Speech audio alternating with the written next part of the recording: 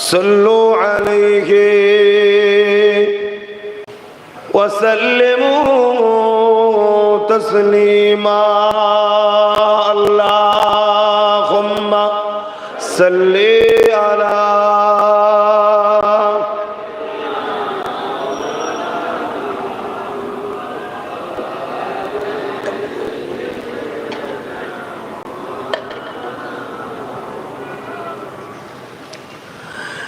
मेरे आँखों की बुदली में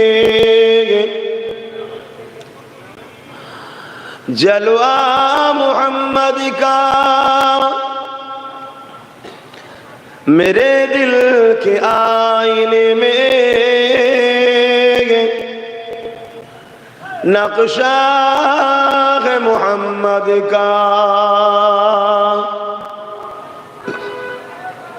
कोई जन्नत में जाएगा, कोई दोज़ख में पहुंचे, मदीने की तरफ दौड़े दीवाना मोहम्मद का। अल्लाहुम्मा सल्ली अला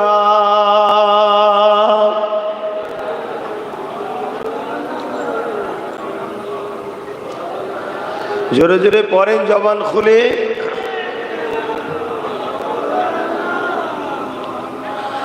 शादाग़े महशुर में लब्बाई लब्बाई जहाँ उम्मतों ने पुकारा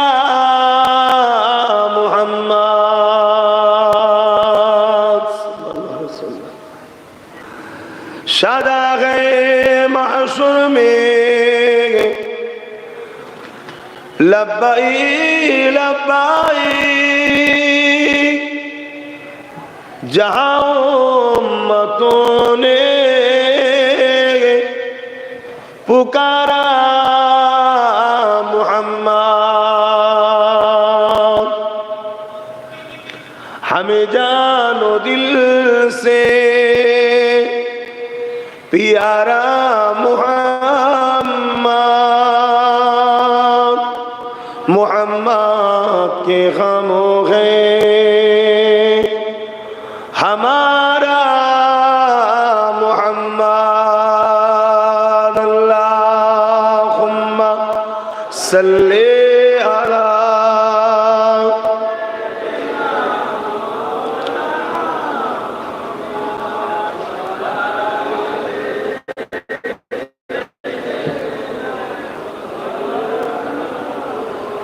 कलमे ला इलाहा इल्लल्लाह, ला इलाहा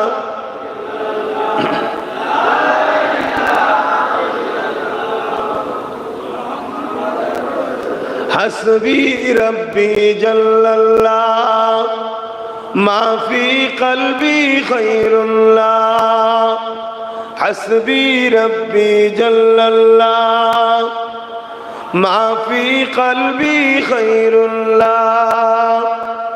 नूर मुहम्मद सल्लल्लाह, हक़ ला इलाहा इल्लल्लाह, ला इलाहा इल्लल्लाह, ला इलाहा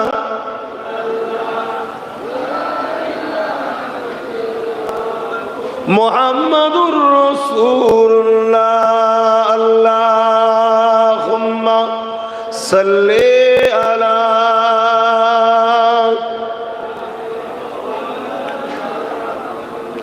वला आलि सय्यिदना।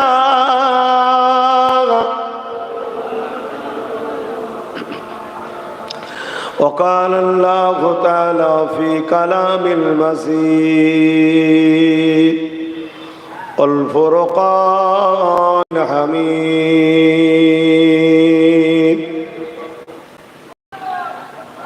قل إن كنتم تحبون الله فاتبعوني يحببكم الله ويغفر لكم ذنوبكم والله غفور رحيم। উপস্থিত আমার আব্বাজানেরা, আমার নওজোয়ান তরুণেরা, যুবকেরা, ছোট ছোট বাচ্চারা, দূর দূরান্তে অবস্থিত আমাদেরই সকলের মা ও বোনেরা, উলামা হযরত, হাফেজে কোরআন, নামাজি, মুত্তাকি, পরহেজগার ইমাম সাহেবগণেরা, আজ আল্লাহ দরবারে শুকরিয়া, আল্লাহ পাক আমাদের দ্বারা দ্বীন ইসলাম তথা কোরআন সুন্নাহর একটা মাহফিল আল্লাহ করিয়ে নিচ্ছেন। বলি আলহামদুলিল্লাহ। নিজেকে চিনতে শিখুন, নিজেকে বুঝতে শিখুন। আল্লাহ আপনাকে কতটা পছন্দ করে, এত ভুল দেখার পরও আল্লাহ আপনাকে এখনো পছন্দ করে, তাই তো আপনার দ্বারা তার দ্বীনের কাজ করাচ্ছে। এটা কত সৌভাগ্য আমাদের। যদি আপনি ইমানদার হন, আপনি ভাবতে হবে, আর আপনাদেরও ভাবা দরকার, এত মানুষ রয়েছে, সবার নসিবে বসা হয়নি, আল্লাহ আপনাকে বসতে দিয়েছে। এখনো সবটাই ভাবার বিষয়, বুঝার বিষয়, গবেষণা ফিকির করার বিষয়। আপনি কেন এসে বসতে পারলেন? আপনার মতো অনেক যুব সমাজ, তারা দুনিয়ার মস্তি মজে হই হই করছে, কিন্তু আপনি খালি মাথায় হোক আর টুপি মাথায় দিয়ে হোক বসতে পেরেছেন জান্নাতের বাগানে, এটা আপনার জন্য বড় নসিব। বলুন আলহামদুলিল্লাহ। যদি আপনি ইমানদার হন, যদি আপনি বিশ্বাসী হন, যেই জায়গায় বসলে আল্লাহ রসুল বলছেন 1 ঘন্টা কেউ যদি দিনের আলোচনা শোনে, আল্লাহ পাক 40 বছর রাত জাগলে, ইবাদত করলে রাত জেগে যে নেকি হয়, 1 ঘন্টা দিন শিখার জন্য বসলে আল্লাহ সেই নেকি দেয়। জোরে বলুন সুবহানাল্লাহ। আবার এমন একটা সময়, যে সময়ে পুরো পৃথিবী উঠে পড়ে লেগেছে ইসলাম ও মুসলমানকে শেষ করে দেব। আমাদের যদিও মাহফিল গুলো হয় সেই গ্রামের মধ্যে, ঘোঁজের মধ্যে, 4 দেয়ালের ভেতরে কি হচ্ছে কেউ বুঝতেই পারছে না। আর অন্যজনরা দেখুন, ছোট কাজ হোক আর বড় কাজ হোক, সব রোডে, সব কিছু রোডে। আমরা কোটি কোটি থাকার পরেও যেন মনে হচ্ছে কিছু নেই, কেন আমরা ঘরের ভেতরে। আর যারা অল্প, দেখুন রোডের ওপরে, যেন মনে হচ্ছে বিশাল ব্যাপার। এটাও একটা পরিকল্পনা, আমার ধর্ম অনুষ্ঠানগুলোকে ঘরে ঢুকিয়ে দেওয়া। আজকে এই জায়গায় যে আপনারা করতে পেরেছেন, আমি মনে করি এই যুবকগুলোর কলজে আছে। আপনারা আমার কথা কোন নজরে লিখছেন জানি না, এটা কি এমন ব্যাপার না, বিরাট ব্যাপার, আপনি জানেন না। এই যে আজকে জলসা এখানে হচ্ছে, আপনারা এই কটা লোক এখানে শুনছেন তা নয়, এই মেসেজ এখান থেকে হাজার হাজার গাড়ির দ্বারা চলে যাচ্ছে। কোথায়? বাঁকুড়া, পুলিশ, দিনাজপুর, সব চলে যাচ্ছে, এইদিকে চলে যাচ্ছে কলকাতা পারে। আর আমরা যে ঘরের মধ্যে গুজুর গুজুর করতাম, আদৌ জানি না আমাদের কি সিস্টেম। আমরা যে কত ডিসিপ্লিনের ওপরে থাকি, কতটা নিয়ম কানুনের ওপরে থাকি, অনেকে বোঝে না। 2-5টা লোক হলেও অনেক জায়গায় দেখা যায় অনেক ধর্মীয় কাণ্ডে রোড বন্ধ হয়ে পড়ে আছে। আর আমরা এর পরও, হাজার হাজার মানুষ থাকার পরেও যে আমরা রোডকে বিশৃঙ্খলা করি না, রোড বন্ধ করি না, এটাও আমাদের ইসলামেরই একটা আদর্শ। জোরে বলুন সুবহানাল্লাহ। কিন্তু আমার ভয় হচ্ছে এটার পিছনেও ষড়যন্ত্র চলবে, আর এই ষড়যন্ত্র আমারই কওমের লোকেরা করবে। কিরকম? গোটা 50 ছেলে দেখবেন এসে রাস্তায় হই হই করবে, আস্তে আস্তে দেখবেন অন্য জায়গা থেকে চাপ আসছে, রোডের ওপর সব করছিস তোরা, গাড়ি ঘোড়া যাতায়াত করে, কখন কি হয়ে যাবে না হয়ে যাবে, না ওই গোটা 50 কে ওরাই লাগাবে। যারা চায় না ইসলামের প্রচারটা প্রকাশ্য হোক তারাই লাগাবে। আমার কথা কি বুঝাচ্ছি, বুঝছেন তো নাকি? হ্যাঁ, আমরা অনেক সহজে বাপ মসজিদ পেয়েছি আমার ভাইয়েরা, অনেক সহজে দাড়ি টুপি মসজিদ মাদ্রাসা কোরআন দিন পেয়ে গেছি, তাই দিনের ওপরে আমাদের গুরুত্ব নাই। ঝড় এসছে আবার, দিনের ওপরে আমাদের গুরুত্ব নাই। কিন্তু মনে রাখবেন, এই দিনটা প্রতিষ্ঠিত করতে গিয়ে লক্ষ লক্ষ আল্লাহর পেয়ারা বান্দাদের জীবন গেছে। বসেন না, দাঁড়িয়ে আছেন কেন? বসেন বসেন, মুরব্বী মানুষ এসছেন, বসতে হবে তো, আপনাদের দেখে ছেলেগুলো শিখবে তো, বসে। লক্ষ লক্ষ মানুষের জীবন চলে গেছে, ইসলাম তারপরে আপনাদের অনন্তপুরে এসেছে। এই যে দাড়ি, এই যে টুপি, এই যে মসজিদ, এই যে মাদ্রাসা, এই যে দিন ইসলাম দেখছেন, এটা এমনি এমনি আসেনি, অনেক কষ্ট। আল্লাহ নবী কম কষ্ট করেছে? একবারও তো দিলে ভাবা দরকার যে আমার নবী কত কষ্ট করেছে। এগুলো তো ফিকির করা দরকার। আজ আমরা ইসলাম ঘরে ছেলেরাই যদি আমাদের ধর্ম থেকে গুরুত্ব আমাদের হালকা হয়ে যায়, আমাদের ধর্ম থেকে আমরা যদি দূরে সরে থাকি, তাহলে ইসলামকে যারা মিটাবার স্বপ্ন দেখছে তারা তো সাহসটা খুব সহজেই পেয়ে যাবে। অথচ ইসলামকে প্রচার করতে গিয়ে আল্লাহ নবী কতটা কষ্ট করেছিলেন। এ যুবকেরা, তরুণেরা, বাবেরা, আজ সমাজের মধ্যে একটা প্রচার করা হয় ইসলাম নাকি 1500 বছরের ধর্ম।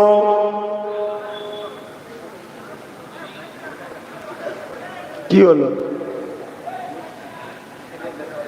হ্যাঁ বস বস। তুমি যাও না, ঠিক আছে, তোমার আব্বা ঠিক আছে, বসো। আমাদেরকে যেটা প্রচার করা হয় ইসলাম নাকি 1500 বছরে। শোনেন কি, এটা শোনা যায় কি আপনাদের কাছে? আমার কমেরও অনেকে জানে ইসলাম 1500 বছরে। ইসলাম 1500 বছরের নয়। পৃথিবীতে সর্বপ্রথম দুটো মানুষ এসেছিলেন, একজন পুরুষ আর একজন নারী। পুরুষটার নাম হচ্ছে আদম আলাইহিস সালাম আর নারীটার নাম হচ্ছে হাওয়া আলাইহিস সালাম। তিনারাও ছিলেন ইসলামেরই অনুসারী। জোরে বলুন সুবহানাল্লাহ। বাকি কার কি আছে ভাই আমি আলোচনা সমালোচনা করতে যাব না, আমি আমারটা আপনাকে শোনালাম, আমি আমারটা আপনাকে শোনালাম যে ইসলাম বাপ আদম মা হাওয়া থেকে, তার আগে পৃথিবীতে কোনো মানুষই আসেনি। মানুষের জন্যই ধর্ম হয়। ইসলাম সবার প্রথম থেকে। জোরে বলুন সুবহানাল্লাহ। আর এটাও শুনলে খুশি হবেন, ভারতবর্ষে ইসলাম কবে থেকে? ভারতবর্ষ ইসলাম তবে থেকে ডাইরেক্ট জান্নাত থেকে বাপ আদম আলাইহিস সালাম ভারতবর্ষে হিন্দুস্তানে এসেছিলেন। জোরে বলুন সুবহানাল্লাহ। তাহলে হিন্দুস্তানে ইসলাম সেই দিন থেকে, যেদিন পৃথিবীতে প্রথম মানুষ এসেছিলেন, সেই দিন থেকে হিন্দুস্তানে ইসলাম। জোরে বলুন সুবহানাল্লাহ। इसीलिए तो कहते हैं सारे जहां से अच्छा हिंदुस्तान हमारा। क्यों सारे जहां से अच्छा हिंदुस्तान हमारा? क्योंकि हिंदुस्तान के साथ डायरेक्ट जन्नत की कनेक्शन है। बोलिए सुभान अल्लाह। आज के সেই হিন্দুস্তানও একদল লোক উঠে পড়ে লেগেছে ইসলামকে মুছে দেব। এর জন্য দোষী আমাদের যুব সমাজ, আমরা দোষী। আমাদের গাফলতি, আমাদের ধর্মপ্রেম কমে যাওয়া, আমাদের ধর্ম থেকে দূরে সরে যাওয়ার জন্যই আজকে তারা সাহস পাচ্ছে। আসেন, আল্লাহর কাছে জবাব সবাইকে দিতে হবে। আল্লাহ পাক কোরআনের মধ্যে জানিয়েছেন, কুল্লু নাফসিন যায়িকাতুল মউত, প্রতিটা নফসকে মৃত্যু স্বাদ চাখতে হবে। এ যুবকেরা, তরুণেরা, বাপেরা, আমাকে আপনাকে একদিন মৃত্যু স্বাদ চাখতে হবে। দুনিয়াদারি করতে গিয়ে আখিরাতকে ভুলে গেলে চলবে না। ওয়াল তানজুরু নাফসুম মা কদ্দামাত লিগাদ, প্রতিটা নফসের উচিত পরকালে চিন্তা করা। হ্যাঁ, দুনিয়াদারি করতে হবে, কারবার করতে হবে, ব্যবসা করতে হবে, সংসার জীবন করতে হবে। হালকা বয়সে খোরাখুরি আনন্দ জিন্দগিতে হয়ে যাবে, কিন্তু এমনটা না হয়ে যায় আপনি আপনার ধর্মের ক্ষতি করে ফেলবেন, আপনি আপনার ধর্ম থেকে অনেক দূরে সরে যাবে। তাহলে মনে রাখবেন, মৃত্যুতে একদিন হয়ে যাবে, সবাই আপনার জানাজাতে আসবে। মিনহা খালাকনাকুম ওয়া ফিহা নুঈদুকুম ওয়া মিনহা নুখরিজুকুম তারাতান উখরা বলে মাটি তো দিয়ে দেবে, কিন্তু এই কবরের জমিনে নূর নবী, দয়ার নবীকে হাজির করানো হবে, আমার নবী পাককে দেখানো হবে। ওই জায়গায় যদি আপনি নবীকে চিনতে না পারে, তাহলে আপনি বরবাদ হয়ে যাবে। জমিনে কোনোদিন আপনি রসুলের কথা মনে করলেন না, জমিনে কোনোদিন আপনি রসুল্লাহ রেখে যাওয়া দিনের কথা মনে করলেন না, তাহলে কবরের জমিনে আপনি রসুলের কথা মনে করবেন কি করে? আপনার তো একটা দায়িত্ব আছে। আপনার রসুল তো আপনার কাছে এই দিনটাকে রেখে গেছে যে আমার উম্মত আমার দিনকে দেখবে। সবাই মিলে আমার রসুলের দিনকে খুগলাচ্ছে, কামড়াচ্ছে, ছিন্ন বিচ্ছিন্ন করার পরিকল্পনা করছে। আমার নবীর দিনকে নিয়ে মিথ্যা প্রচার করছে। আর আপনারা যুব সমাজ যদি রসুলের দিনের পাশে না দাঁড়ান, আপনারা যদি সংগঠিত না হন, আপনারা যদি দিন সম্বন্ধে না জানেন, তাহলে জালিমদের প্রতিরোধ করবেন কিভাবে? আমার আওয়াজ বুঝছেন তো আপনারা? এটা কি আমাদের দায়িত্ব নয়? সবাই সবার ধর্মের জন্য ভাবছে, সবাই সবার ধর্মকে ডেভেলপমেন্ট করার জন্য ভাবছে, সবাই সবার ধর্মকে মানুষের কাছে খাওয়াবার জন্য ছুটছে। আল্লাহ শকর, সেটা তোমাকে আমাকে করতে হবে না। ইসলাম এমন একটা ধর্ম, পুরো দুনিয়া ইসলামকে খুঁজে নিচ্ছে আর ইসলামের দিকে ঢুকছে। জোরে বলুন সুবহানাল্লাহ।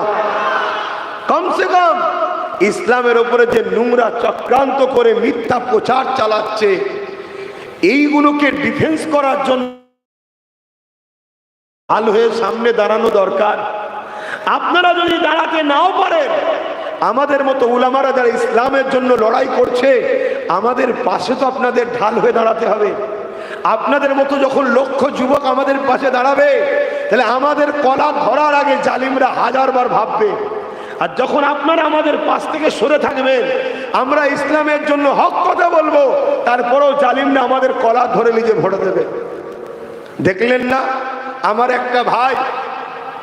একটা ভাই বোম্বাইয়ের থাকতো, সম্ভবত আমারই এক ভাই, আমাদেরই বংশধর। তার বক্তব্যই দেখছিলাম, তিনি বলছেন আমি সিদ্দিক আকবরের নসলের বংশে, আমাদেরই বংশধর।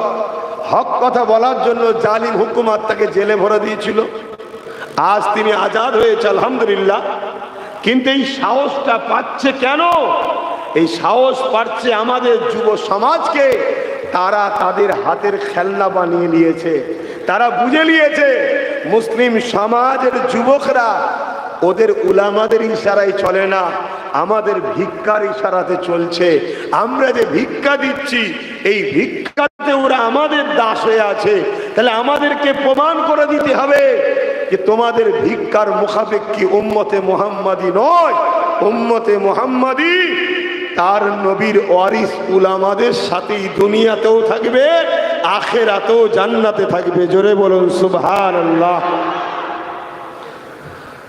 আল্লাহ নবী জানিয়ে দিলেন, আল মারউ মা মান আহাব্বা, দুনিয়ায় যে যাকে মুহাব্বত করবে, যে যার সঙ্গে উঠা বসা করবে, যে যার সাথে থাকবে আখিরাতে সে তার সাথে হাসর নাসর হবে, তার সাথেই সে জান্নাতে যাবে।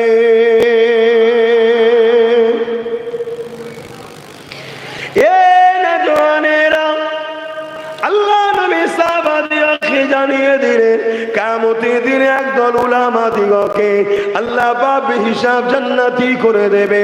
ওই যখন জান্নাতে যেতে বলবে, ওই উলামারা যখন জান্নাতে যাবে, এ যুবক মন দিয়ে শোনো, হালকা বয়সে অনেক ভুল হয়ে গেছে, কিন্তু আজকে কিছু কথা বলে যাচ্ছি, মন দিয়ে শোনো। যদি পারো এই কথাগুলোকে মেনে নিও, ইনশাআল্লাহ আমার আল্লাহ বড় দয়ালু গো। তোমরা আমরা যেমন গুনাহ করতে ভালোবাসি, আমার আল্লাহ তিনি গুনাহ মাফ করতে ভালোবাসে।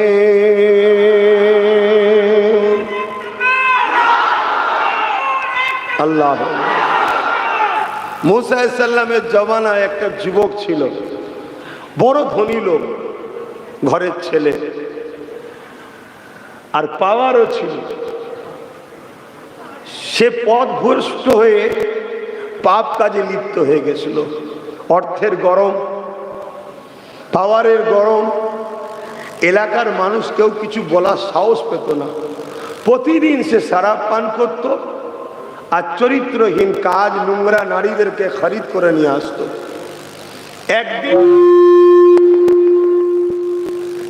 একদিনে ওই যুবক সন্তানটা, শোনো আমার ভাইরা, হালকা বয়সে আমাদের ভুল হয়ে যায়।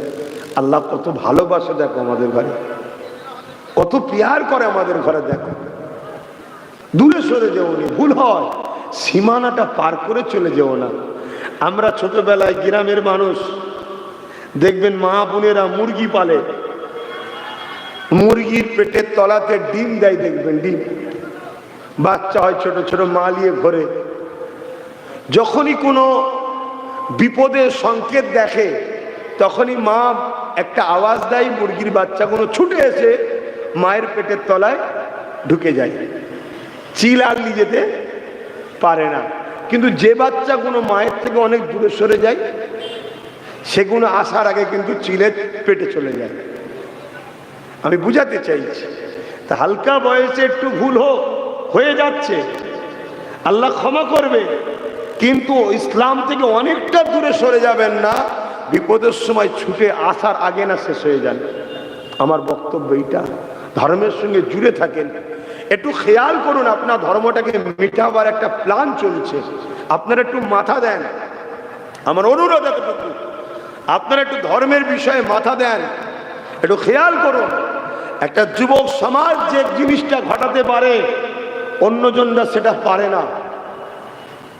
এজন্য রাসূল পাক সাল্লাল্লাহু আলাইহি সাল্লাম সর্বসময় ইসলামের ঝান্ডা যুবক সাহাবাদের হাতে দিত, সব সময়। আল্লাহ নবী নিজে বলেছেন যে আমার ইসলামের সব থেকে বেশি উপকার করেছে যুবকরা, যুবকরা।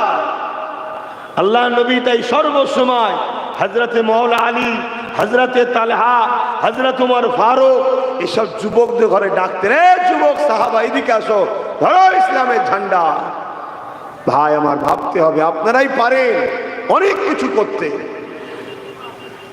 তাই সময়তে যে কথা বলতে গিয়ে চলে গেলাম, কোন কথা বলছিলাম যেন?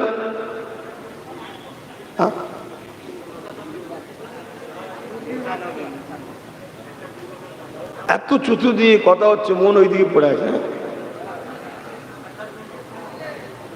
হযরতে মুসা আলাইহিস সালামের জমানার যুবক ছেলে পাপ করত। প্রতিদিনের ন্যায় একদিন বাজার থেকে এক গরিব মহিলাকে খরিদ করে নিয়ে এসেছে এবং শরাব পান করে এসেছে। যখন সে তার প্রতিদিনের মতো নোংরা কাজে আসক্ত হয়ে আগাচ্ছে, তখন ওই ঘরে যখন গেছে, দেখছে ওই মহিলাটা শুধু কাঁদছে তা নয়, তার শরীরটা কম্পন হচ্ছে, পুরো কাঁপছে। ওই যুবক তখন জিজ্ঞেস করছে, এ আল্লাহর বান্দি, তুমি কাঁপছো কেন, তো কাঁদছো কেন? মহিলাটা তখন বলছে, যুবক, আমি জীবনে কখনো পাপ রাস্তায় পা দিইনি, আল্লাহর ভয় আমাকে কাঁপাচ্ছে, আল্লাহর ভয় আমাকে কাঁদাচ্ছে। তাহলে তুমি খুশি মনে 60 দিরহাম নিলে কেন?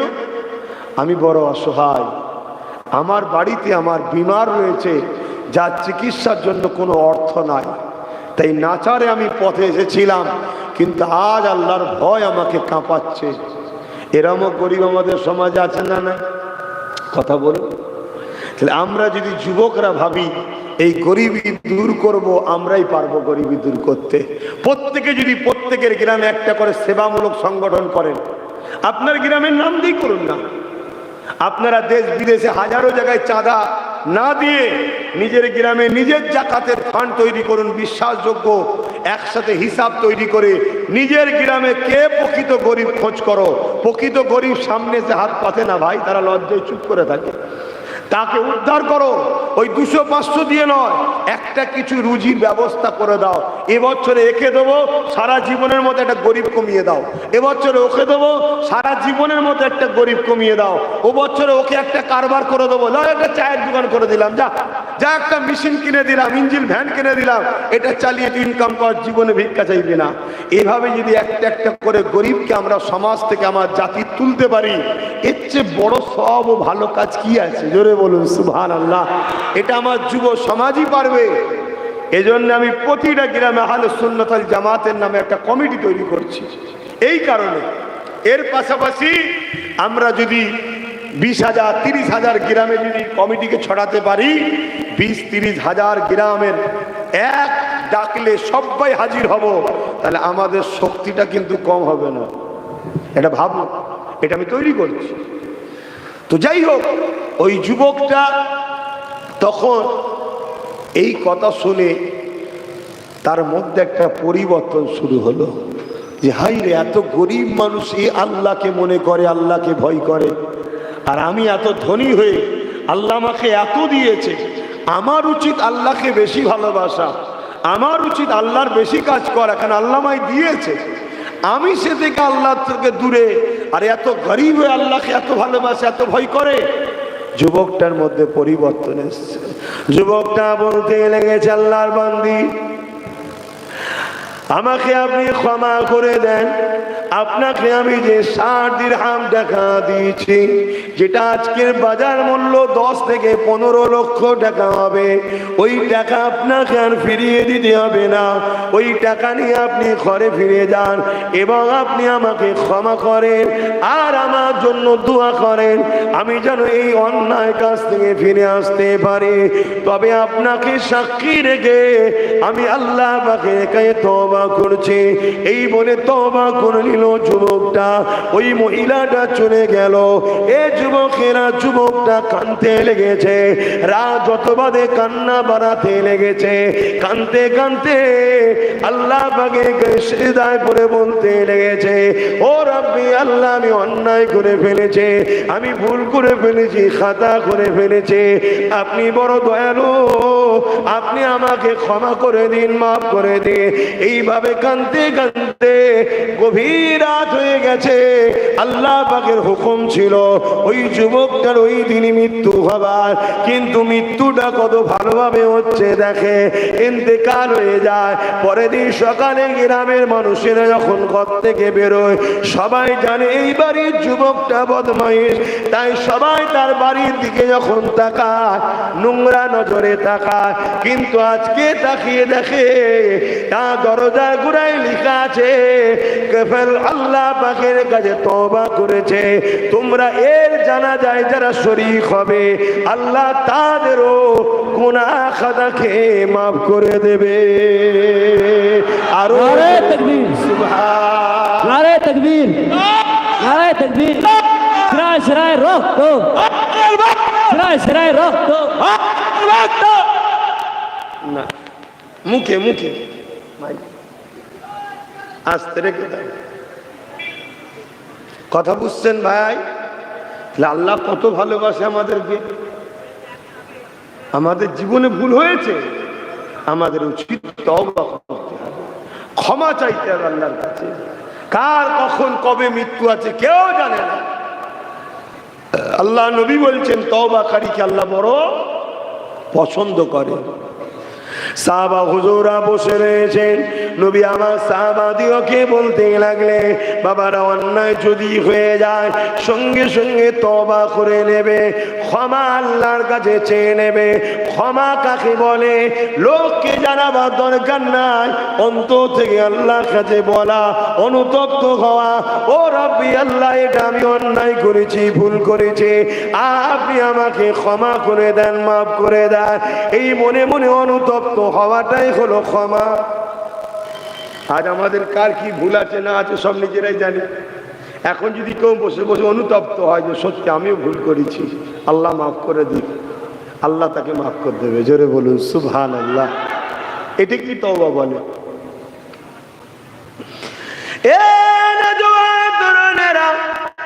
আল্লাহ নবী সাহাবাদেরকে বলে, বাবারা ক্ষমা চাও, তওবা করো।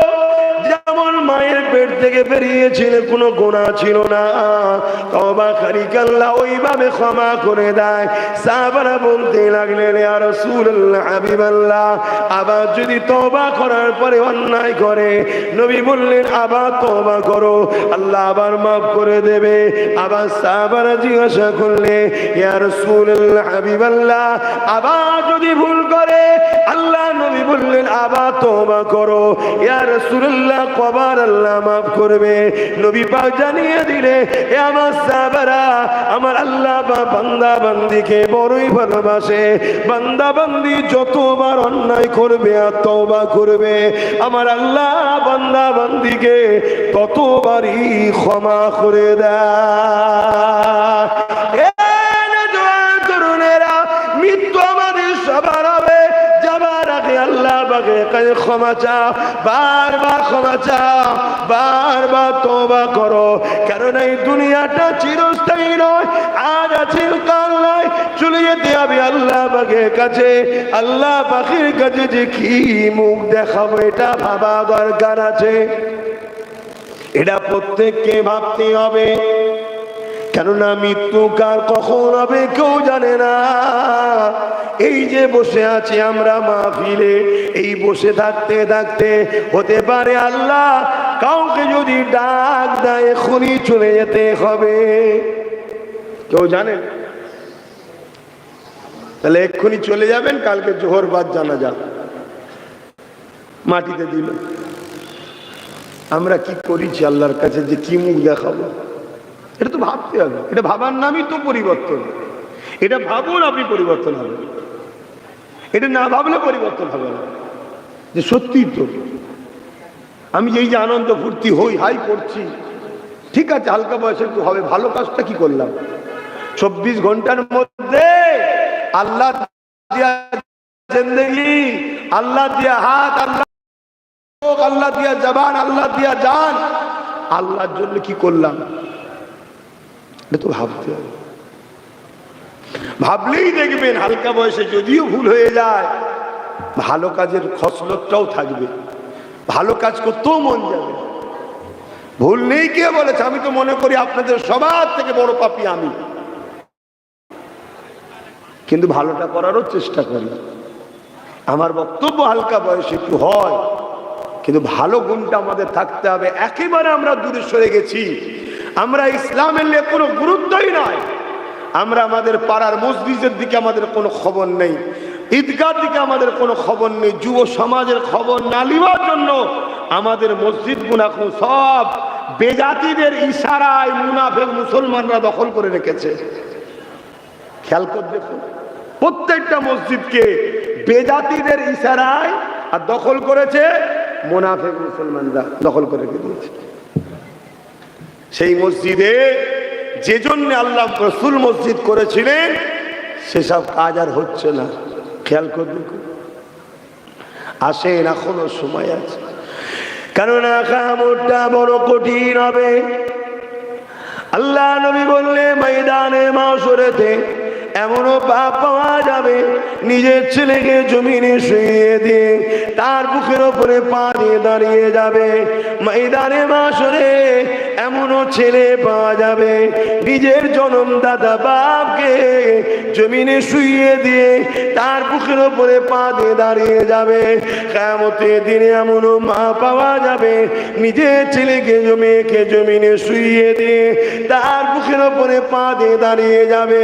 কিয়ামতের দিনে এমনও মেয়ে পাওয়া যাবে নিজের জনম দুঃখিনী মাকে জমিনে শুইয়ে দিয়ে তার বুকের উপরে পা দিয়ে দাঁড়িয়ে যাবে।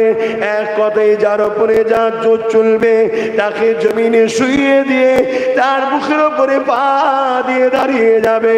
আল্লাহ নবীর এই ওয়াজ শুনে সাহাবারা বলতে লেগেছে, ইয়া রাসূলুল্লাহ হাবিবাল্লাহ, এই রকমটা কেন হবে? আল্লাহ নবী বলতে লাগলে, এ বাবা সাহাবারা, সূর্য এখন কোটি কোটি মাইল দূরে রয়েছে, সেই দিনে সূর্য মাথা একবার দেখতে হাত উপরে আল্লাহ পা নামিয়ে দেবে। সূর্যের বর্তমান যে তাপ আছে এ থেকে 12 গুণ আরো তাপ বেড়ে যাবে। ভাবো, এই সূর্য তাপই আমরা সহ্য করতে পারছি না, যেটা কোটি কোটি মাইল দূরে, আর এখন যেটা আছে এ থেকে আরো 12 গুণ তাপ বাড়বে। আর মাথার এক বেগদা ইখতিলা এক হাত উপরে নামিয়ে দেওয়া হবে। আপনি কি ভাবছেন? আপনি দাঁড়াবেন না? আমি দাঁড়াবো না? ময়দানে মাশর তো সবাইকে উঠানো হবে। কোরআন বলছে, সুম্মা নুফিকা উখরা ফাইযা হুম কিয়ামুন ইয়ানজিরুন। সূরা জুমার 68 নম্বর আয়াত আল্লাহ জানাচ্ছে, ময়দানে মাশরে সবাইকে উঠানো হবে। যেমন নাগল দিলে জমিন থেকে আলু ওঠে, সিংগাই ফিরে দেবে ইসরাফিল আলাইহিস সালাম, জমিন ফেটে যাবে, মানুষ উঠতে থাকবে। প্রতিটা মানুষের শেষ জমিতে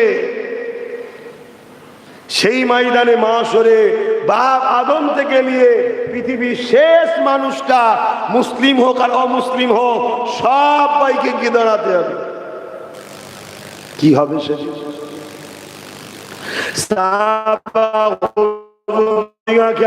নবী বলতে লাগলেন, এই সূর্যে তাপেতে লোহা যেমন আগুনে দিলে পুড়ে লাল হয়ে যায়, জমিনটা পুড়ে লাল হয়ে যাবে। ওই জমিনের ওপরে মানুষ দাঁড়াতে পারবে না। ওই দিনে যার উপরে যা ক্ষমতা চলবে সে তার বুকে পা দিয়ে দাঁড়িয়ে যাবে। এ যুবকেরা, তরুণেরা, দুনিয়ার মায়াজালে জড়িয়ে, দুনিয়ার লোভ লালসায় জড়িয়ে, দুনিয়ার রং তামাশায় জড়িয়ে, দুনিয়ার গান যাত্রা ফাংশন শয়তানদের জালে জড়িয়ে গিয়ে আমাদের কি আখিরাতের কথা মনে পড়ে না? ওই দিনে তোমাকে আমাকে দাঁড়াতে হবে। এই সমাজে হাজার নয় লাখ লাখ যুবক দুনিয়া থেকে চলে যেতে লেগেছে। কেউ যদি মনে করে আমি বয়স হলে মারা যাব, না না, মারা যাবার কোনো বয়স নাই, আসার ডেট আছে, যাবার কোনো ডেট নাই। কে কখন চলে যাবে কে জানে। তাই সেই দিনের কথা একটুখানি তোমাকে আমাকে ভাবা দরকার। আল্লাহ দুটো হাত কেন দিল? আল্লাহ দুটো পা কেন দিল? আল্লাহ দুটো চোখ কেন দিল? আল্লাহ জবানে কথা কেন দিল? আল্লাহ কেন তোমাকে আমাকে আশরাফুল মখলুকাত মানুষ বানালো? এটা নিয়ে তোমার আমার একটা বার হলো তো ভাবা দরকার। একটু ভাবতে হবে তো, কেন আমাকে দুটো হাত দিয়েছে আল্লাহ? দুটো হাত না দিয়েও তো পাঠাতে পারত, হ্যাঁ? দুটো পা নাও দিতে পারতো তো। না বান্দা, তুই এই পা দিয়ে আমার দিনের জন্য কাজ করবি, আমার মসজিদে আসবি, আলেমদের কাছে যাবি, মাহফিলে যাবি। এই হাত দিয়ে আমার দিনকে বাঁচাবার জন্য তুই লড়াই করবি, গরিবকে দান করবি, বিধবাকে দিবি, মা বাপের সেবা করবি, হালাল ইনকামও করবি। আর যখন চাওয়ার দরকার হবে আমার কাছে চাইবি। এজন্য তো আল্লাহ হাত দিয়েছে। যেটা দিয়েছে সেই জন্যে কতটা কাজ করলাম আর তার বিরুদ্ধে কতটা কাজ করলাম, আমাদের নিজেদের ঘরে তো অঙ্ক করতে হবে যে সারাদিনে আল্লাহ দিয়ে হাত দিয়ে আল্লাহর পক্ষে কতটা কাজ করেছি আর আল্লাহর বিরুদ্ধে কতটা কাজ করেছি, এটা তো ভাবতে হবে। আজ হয়তো আমাদের বয়স এখন হালকা, আজ হয়তো আমরা পাপটা বেশি করে ফেলছি, কিন্তু সাথে সাথে যদি ভালোটাও করে চলতে পারি তাহলে তো একদিন আমাদের মৃত্যু হবে, বয়স হবে, সেদিন তখন এই মুরব্বী বাপের আর কোনো ভালো খারাপ কাজ করে? সেদিন তখন দেখবেন আমাদের ভালো কাজটাই বেশি হচ্ছে। কিন্তু যদি হালকা বয়সে আমরা আমাদের ধর্মের গুরুত্বর কথা ভুলে যাই, মসজিদে আমাদের যদি যাতায়াত না থাকে, তা স্বাভাবিক তো বেজাতিরা, ইসলামের দুশ্মন যারা, তারা তো চাইবে মসজিদগুলোকে ভেঙে দিবার। আর আমরা যদি যুব সমাজ মসজিদের দিকে যাতায়াত করি, ভাঙতে পারবে? এগুলো ভাবেন, কেন কিয়ামত সবার হবে। আহা নবী আমার আমাকে আপনাকে কত ভালোবাসে। এ নওজওয়ানেরা, আল্লাহ নবী সারা জীবনটা তোমার আমার জন্য কেঁদেছেন। আজও রওজা মুবারকে তোমার আমার জন্য আল্লাহ নবী এখনো কাঁদতেছে। আরো জোরে বলুন না সুবহানাল্লাহ। কে আছে এত দরদি? সারা জীবনটা তোমার আমার জন্য কেঁদেছে নবী। এমন কোনো দিন যায় না রসুল তোমার আমার জন্য কাঁদেনে। আজ রোজা মুবারকে তোমার আমার জন্য কাঁদতেছেন। আমার রস শুনছেন তো নাকি? নবী রওজা মুবারকে কি করছে বলুন? আমি সবাইকে জিজ্ঞেস করছি, প্রত্যেকটা উম্মতকে জবান খুলে বলতে হবে, আল্লাহ নবী তোমার আমার জন্য রওজা মুবারকে কি করছে? সবাই বলো কি করছে? আমরা কখনো সেই নবীর জন্য কেঁদেছি? তাহলে কত খারাপ হয়ে গেলাম, কত আমরা খারাপ হয়ে গেলাম। আচ্ছা ঠিক আছে যান, না ঠিক আছে, ঠিক আছে যান, যে যে ভালো। ছেড়ে দাও না, চলে যাচ্ছে, তোরা টানাটানি করছি, বিয়াদবি হচ্ছে। আমি আমার বাপের কথা বলছি নি, আমার নবীর কথা বলছি। পিছখানে রুকলে হয়? যান, বয়স হয়েছে, কথা বুঝতে হয়। শুনছেন তো নাকি? হ্যাঁ, বিয়াদবি হয়ে যাবে না। নবীর কাছে কেউ নয়, এটা মাথায় রাখতে হবে। ভালোবাসা ভালোবাসার জায়গায়, সম্মান সম্মানের জায়গায়। আমার রাসূল পাক সাল্লাল্লাহু আলাইহি সাল্লাম সারা জীবন আমাদের জন্য কেঁদেছে, আজও কাঁদছে। আমরা কখনো কাঁদলাম না। আমাদেরও তো উচিত সেই নবীর একটু আমাদের ভাবা দরকার, সেই নবীর জন্য আমাদের একটু চিন্তা করা দরকার। সেই নবীর দিন আমাদের কাছে রসুল রেখে গেছে, যে রসুল কত কষ্ট করে এই দিনটাকে কায়েম করেছে।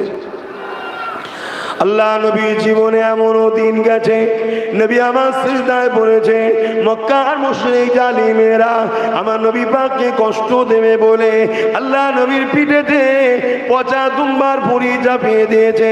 নবী আমার ভারী পচা দুম্বার ভুঁড়ি তুলতে পারেনি। নবী আমার সিজদায় পড়ে গিয়ে চোখের পানি ফেলে দিয়ে রব্বি রব্বি রব্বি করে সুবহান রাব্বিল আলা তাসবিহ পড়তে পড়তে আল্লাহ নবী কাঁদতে লেগেছে। এ যুবকেরা, তরুণেরা, আল্লাহ নবীর কলিজার টুকরি হযরতে খাতুনে জান্নাত ফাতিমা আয-জাহরা রাদিয়াল্লাহু তাআলা আনহা এই সময় যখন দেখতে পেয়ে যায় আমার আব্বা জান সিজদায় পড়ে রয়েছে, আর মক্কার মুশরিক জালিমেরা আমার আব্বা জানের পিঠেতে পচা দুম্বার ভুঁড়ি চাপিয়ে দিয়েছে। একদিকে যেমন ভারী, আর একদিকে তেমন দুর্গন্ধ। হযরতে খাতুনে জান্নাত তখন ছোট শিশু ছিলে, আগিয়ে এসে কোন রকম ভাবে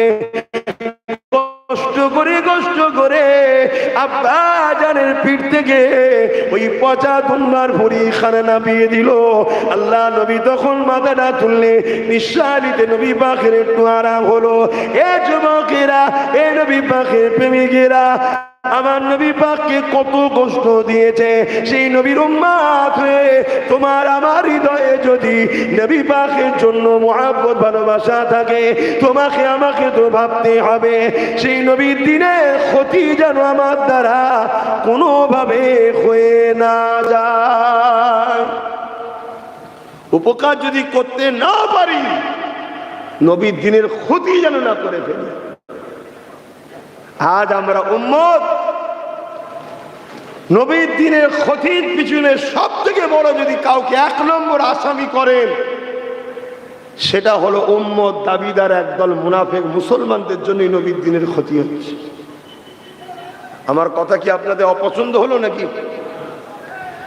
সেই কাতারে, সেই দলে, সেই জামাতে, সেই কর্মকাণ্ডের সাথীদের সাথে আমরা জড়িয়ে যাচ্ছি না তো? এটা আমাদেরকে ভাবতে হবে। আল্লাহ ছাড় দিয়েছে, ছেড়ে দেয়নি। বিচার তো আখিরাতে হবেই হবে। আল্লাহ সূরা বাকারার মধ্যে বলছেন, তোমরা যখন আমাকেও আমার হাবিবকে ভুলে যাদের দলদাস হয়ে থাকবে, আমি আল্লাহ তাদের হাতে তোমাদেরকে মিটাবো। আজকে দেখুন, আমরা ধর্ম ভুলে গিয়ে, কর্ম ভুলে গিয়ে, দায়িত্ব ভুলে গিয়ে আমরা যাদের পিছনে ছুটেছি, যাদেরকে নিয়ে বাহবা দিয়েছি, আজকে তারাই দেখুন আমাদেরকে শেষ করার জন্য উঠে পড়ে লেগেছে। দেখুন, আমরা যে বন্ধুর খুশির জন্য শিরকি কর্মকাণ্ড গেছি, মুশরিকি কর্মকাণ্ড গেছি, ভুল কর্মকাণ্ড গেছি, আজকে রাতারাতি সেই বন্ধুগুলোই এখন আমাদের জানের দুশ্মন হয়ে দাঁড়িয়েছে। খেয়াল করে দেখুন, সব খোদার ইশারাই হচ্ছে। তাই আমি আবার বলবো, আমার যুব সমাজ, এখনো টাইম আছে। তোমার দিলকে রসুলের কদমের সঙ্গে জোড়ো। তুমি দুনিয়াতেও বাদশাহিত্ব ফিরে পাবে, আখিরাতে জান্নাত তো তোমার জন্য অবশ্যই অপেক্ষায় থাকবে। জোরে বলুন সুবহানাল্লাহ। দ্বিতীয় কোনো জায়গা নাই তোমাকে কামিয়াবি দিতে পারে। যদি দ্বিতীয় কোনো জায়গা থাকতো তাহলে আমেরিকা কামিয়াবি হতো। আমেরিকা কামিয়াব নয়। আমেরিকাতে প্রতি 1 সেকেন্ডে একটা নারী ধর্ষিত হয়, খুন হয়। আমেরিকাতে দুর্নীতি, খুন, মার্ডার, খুনোখুনি ভরে গেছে। আমেরিকাতে ধোঁকা, প্রতারণা, চিটিংবাজি ভরে গেছে। আমেরিকাতে সংসার গুনার হচ্ছে না, সব ডিভোর্স হয়ে যাচ্ছে। তাহলে সুখ ওরা দিতে পারেনি। হয়তো মিডিয়ার জোরে, অস্ত্রের জোরে সুপার পাওয়ার দাবি করে আছে, কিন্তু প্রকৃত শান্তি তো এখানে থাকে। ওটা আমেরিকাতে নাই, ওটা আমার নবীর মদিনা ওয়ালাদের কাছে আছে। জোরে বলুন সুবহানাল্লাহ। তাই আমি বলবো, এই যুবক, তোমার একটাই জায়গা, নিজেকে মোহাম্মদ রসুলের কদমে জোড়ো। হালকা বয়সে ভুল হয়ে যায়, কিন্তু তোমার কথা, তোমার আখলাকে, তোমার লক্ষ্য আমি নবীর দিনের পাহারাদার হব, এটা তোমার মাইন্ডে যেন থাকে। তবেই তো তুমি সাকসেসফুল, তবেই তো তুমি গেনার। আল্লাহ তোমাকে পাঠিয়েছো তো এই কাজের জন্য, না হয় বেকার তুমি। দুনিয়া হয়তো তোমাকে অনেক পাম দেবে, তোমাকে হয়তো অনেক সেলিব্রিটিরা তোমাকে ডাকবে, অনেকে অনেক কিছু তোমার নিয়ে বলবে, কিন্তু তুমি হাকিকাতে সাকসেসফুল নয়। হাকিকাতে সাকসেসফুল হতে গেলে মোহাম্মদ রসুলের গোলামরাই হয়। জোরে বলুন সুবহানাল্লাহ। আজ দেখো, আমার দেশের প্রধানমন্ত্রী এত বড় জায়গার মানুষ, তারপরও সুলতানে হিন্দ গরিবে নওয়াজের কাছে প্রতি বছর চাদর পাঠাতে হচ্ছে, বাবা আমার দিকে খেয়াল রেখো। প্রকৃত সাকসেসফুল সুলতানে হিন্দ। কেন? মোহাম্মদ রসুলের প্রকৃত গোলাম ছিল। জোরে বলুন সুবহানাল্লাহ। আজ দেখো, এত মানুষ, কোটি কোটি হযরত আবু বকর সিদ্দিক ৮০-৮৫ বছরের বেশি হলো চলে গেছে। আজও তার মাজারের কাছে নেতা মন্ত্রী কেতা থেকে শুরু করে কেউ বাদ যায়নি, সব এসে হাজির হচ্ছে। কেন? প্রকৃত সাকসেসফুল হয়েছে কেন? মোহাম্মদ রসুলের গোলাম ছিল। জোরে বলুন সুবহানাল্লাহ। হুজুরের গোলাম ছাড়া দ্বিতীয় কোনো অপশন নাই। এবারে গোলামের কোয়ালিটি আছে, ওনারা এ ক্যাটাগরির গোলাম, কমসে কম তুমি গোলাম তো হও। আর গোলাম মালিকের যদি উপকার করতে না পারে, মালিকের ক্ষতি করবে না, এটা গোলামের বৈশিষ্ট্য।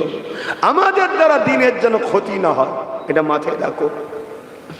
কেননা আমার নবী পাক এত কষ্ট করেছেন, আল্লাহ নবী কথা বলার জন্য, ইসলামের মেসেজ দেওয়ার জন্য, নাই কথা বলার জন্য তৎকালীন যারা জালিম অত্যাচারী শাসক ছিল, জালিম অত্যাচারী ধর্ম ব্যবসায়ীরা ছিল, এরা দুজন মিলে আল্লাহ নবীর বিরুদ্ধে লেগে গেল। নবী পাকের উপরে এত জুলুম করেছে, এমনও দিন গেছে আল্লাহ নবী পাহাড়ে চলে গেছে, গাছের পাতা ফল মূল খেয়ে আল্লাহ নবী জীবন ধারণের মাধ্যম করেছে। রাত্রিরে নিরিবিলি নিঝুমেতে এমন করে দিনের প্রচার করতে হয়েছে। এ যুবকেরা, তরুণীরা, বাপেরা আবার নতুন করে সেই জালিমদেরই উত্তরসূরিরা ইসলামের প্রচারকে বন্ধ করে দিতে চাইছে, কোরআনের প্রচারকে বন্ধ করে দিতে চাইছে, দিনের পেহচান মসজিদ মাদ্রাসাগুলোকে ভেঙে দিতে চাইছে, মিটিয়ে দিতে চাইছে। এরা সেই আবু জেহেলেরই উত্তরসূরি। আমাদের উচিত হবে এদের হাত থেকে আল্লাহ নবীর দ্বীনের হিফাজত করা।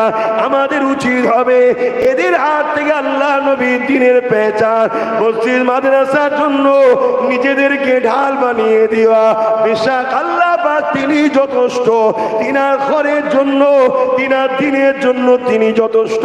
কিন্তু তুমি আমি যদি আল্লাহকে এই প্রেমটা দেখাতে পারি, ও রাব্বি আল্লাহ, আমি আপনার বড় গুনাহগার খাতাকার বান্দা, কিন্তু আপনার দ্বীনের উপরে কোনো আঁচড় এলে আমি নিজের জানকেও কুরবান করতে পারি, আমি প্রথম সারিতে দাঁড়াতে পারি। হতে পারে আমার আল্লাহ তিনি এত দয়ালু, তোমার এই ভালো কাজের জন্য তোমার জীবনের গুনাহকে মাফ করে দিয়ে জগৎ বিখ্যাত আল্লাহর ওলিও বানিয়ে দিতে পারে। কেননা ইতিহাসে আমরা পড়েছি বিশাল হাফি নামে একটা যুবক ছিল, হালকা বয়সে একটা সময় বন্ধুদের পাল্লায় অন্যায় করেছে, ভুল রাস্তাতে ছিল। একই রাস্তা দিয়ে যেতে যেতে আল্লাহ পাকের নাম লিখে একটা কাগজ পায়, বিসমিল্লাহির রহমানির রহিম। ওই কাগজটা তুলে নিয়ে আদর করে বুকে জামাই মোছে চুমা দিতে লেগেছে। আল্লাহ পাক খুশি হয়ে গেলে, আরে আমার বান্দা রে, তুই আমার নামে সম্মান দিয়েছি, আমি আল্লাহ তোকে আর সারাবি রাখবো না, আমি আল্লাহ তোকে আর খারাপ রাস্তায় রাখবো না। তুই যখন আমার নামে সম্মান দিয়েছি, আমি আল্লাহ তোকে তামাম পৃথিবীর কাছে সম্মানিত করে দেব।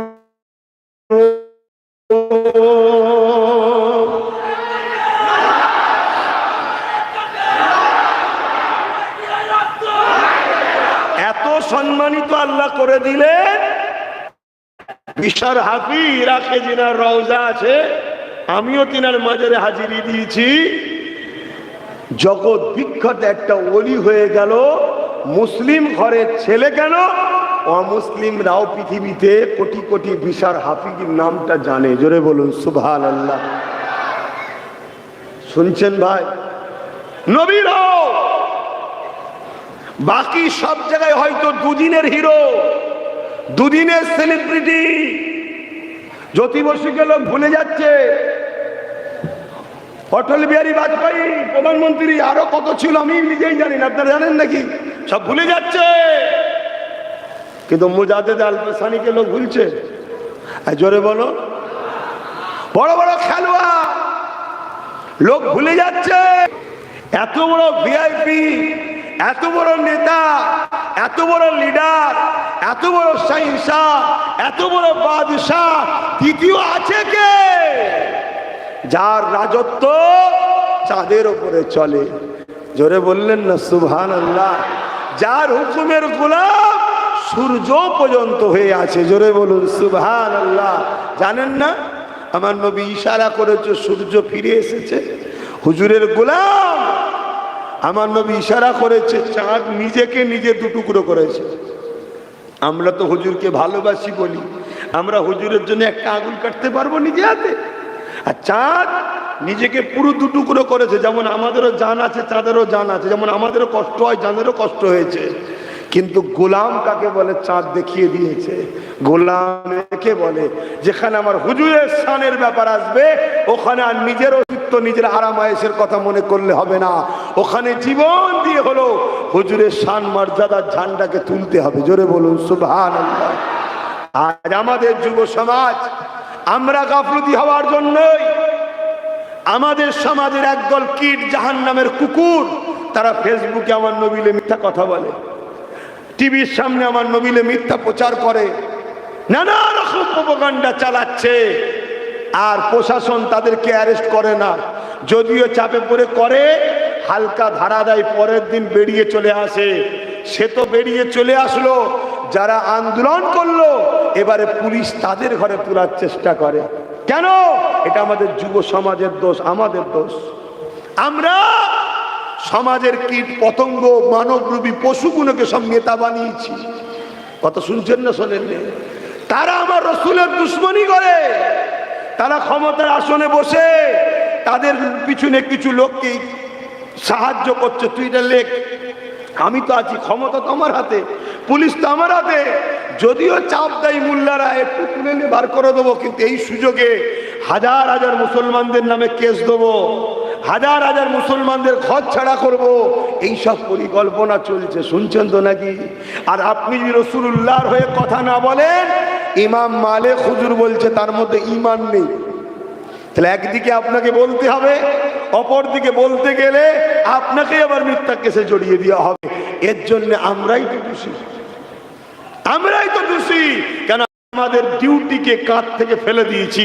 আল্লাহ আমাদেরকে পাঠিয়েছে নেতৃত্ব দিবার জন্য, আল্লাহ আমাদেরকে খেলাফত খলিফা করে পাঠিয়েছে, প্রতিনিধিত্ব করার জন্য পাঠিয়েছে। গরিবের সেবা, বিধবার সেবা, এতিমের সেবা, অসহায়ের সেবা, রাষ্ট্র সেবা, এগুলো করার জন্যই তো আল্লাহ পাঠিয়েছে আমাদের ঘরে।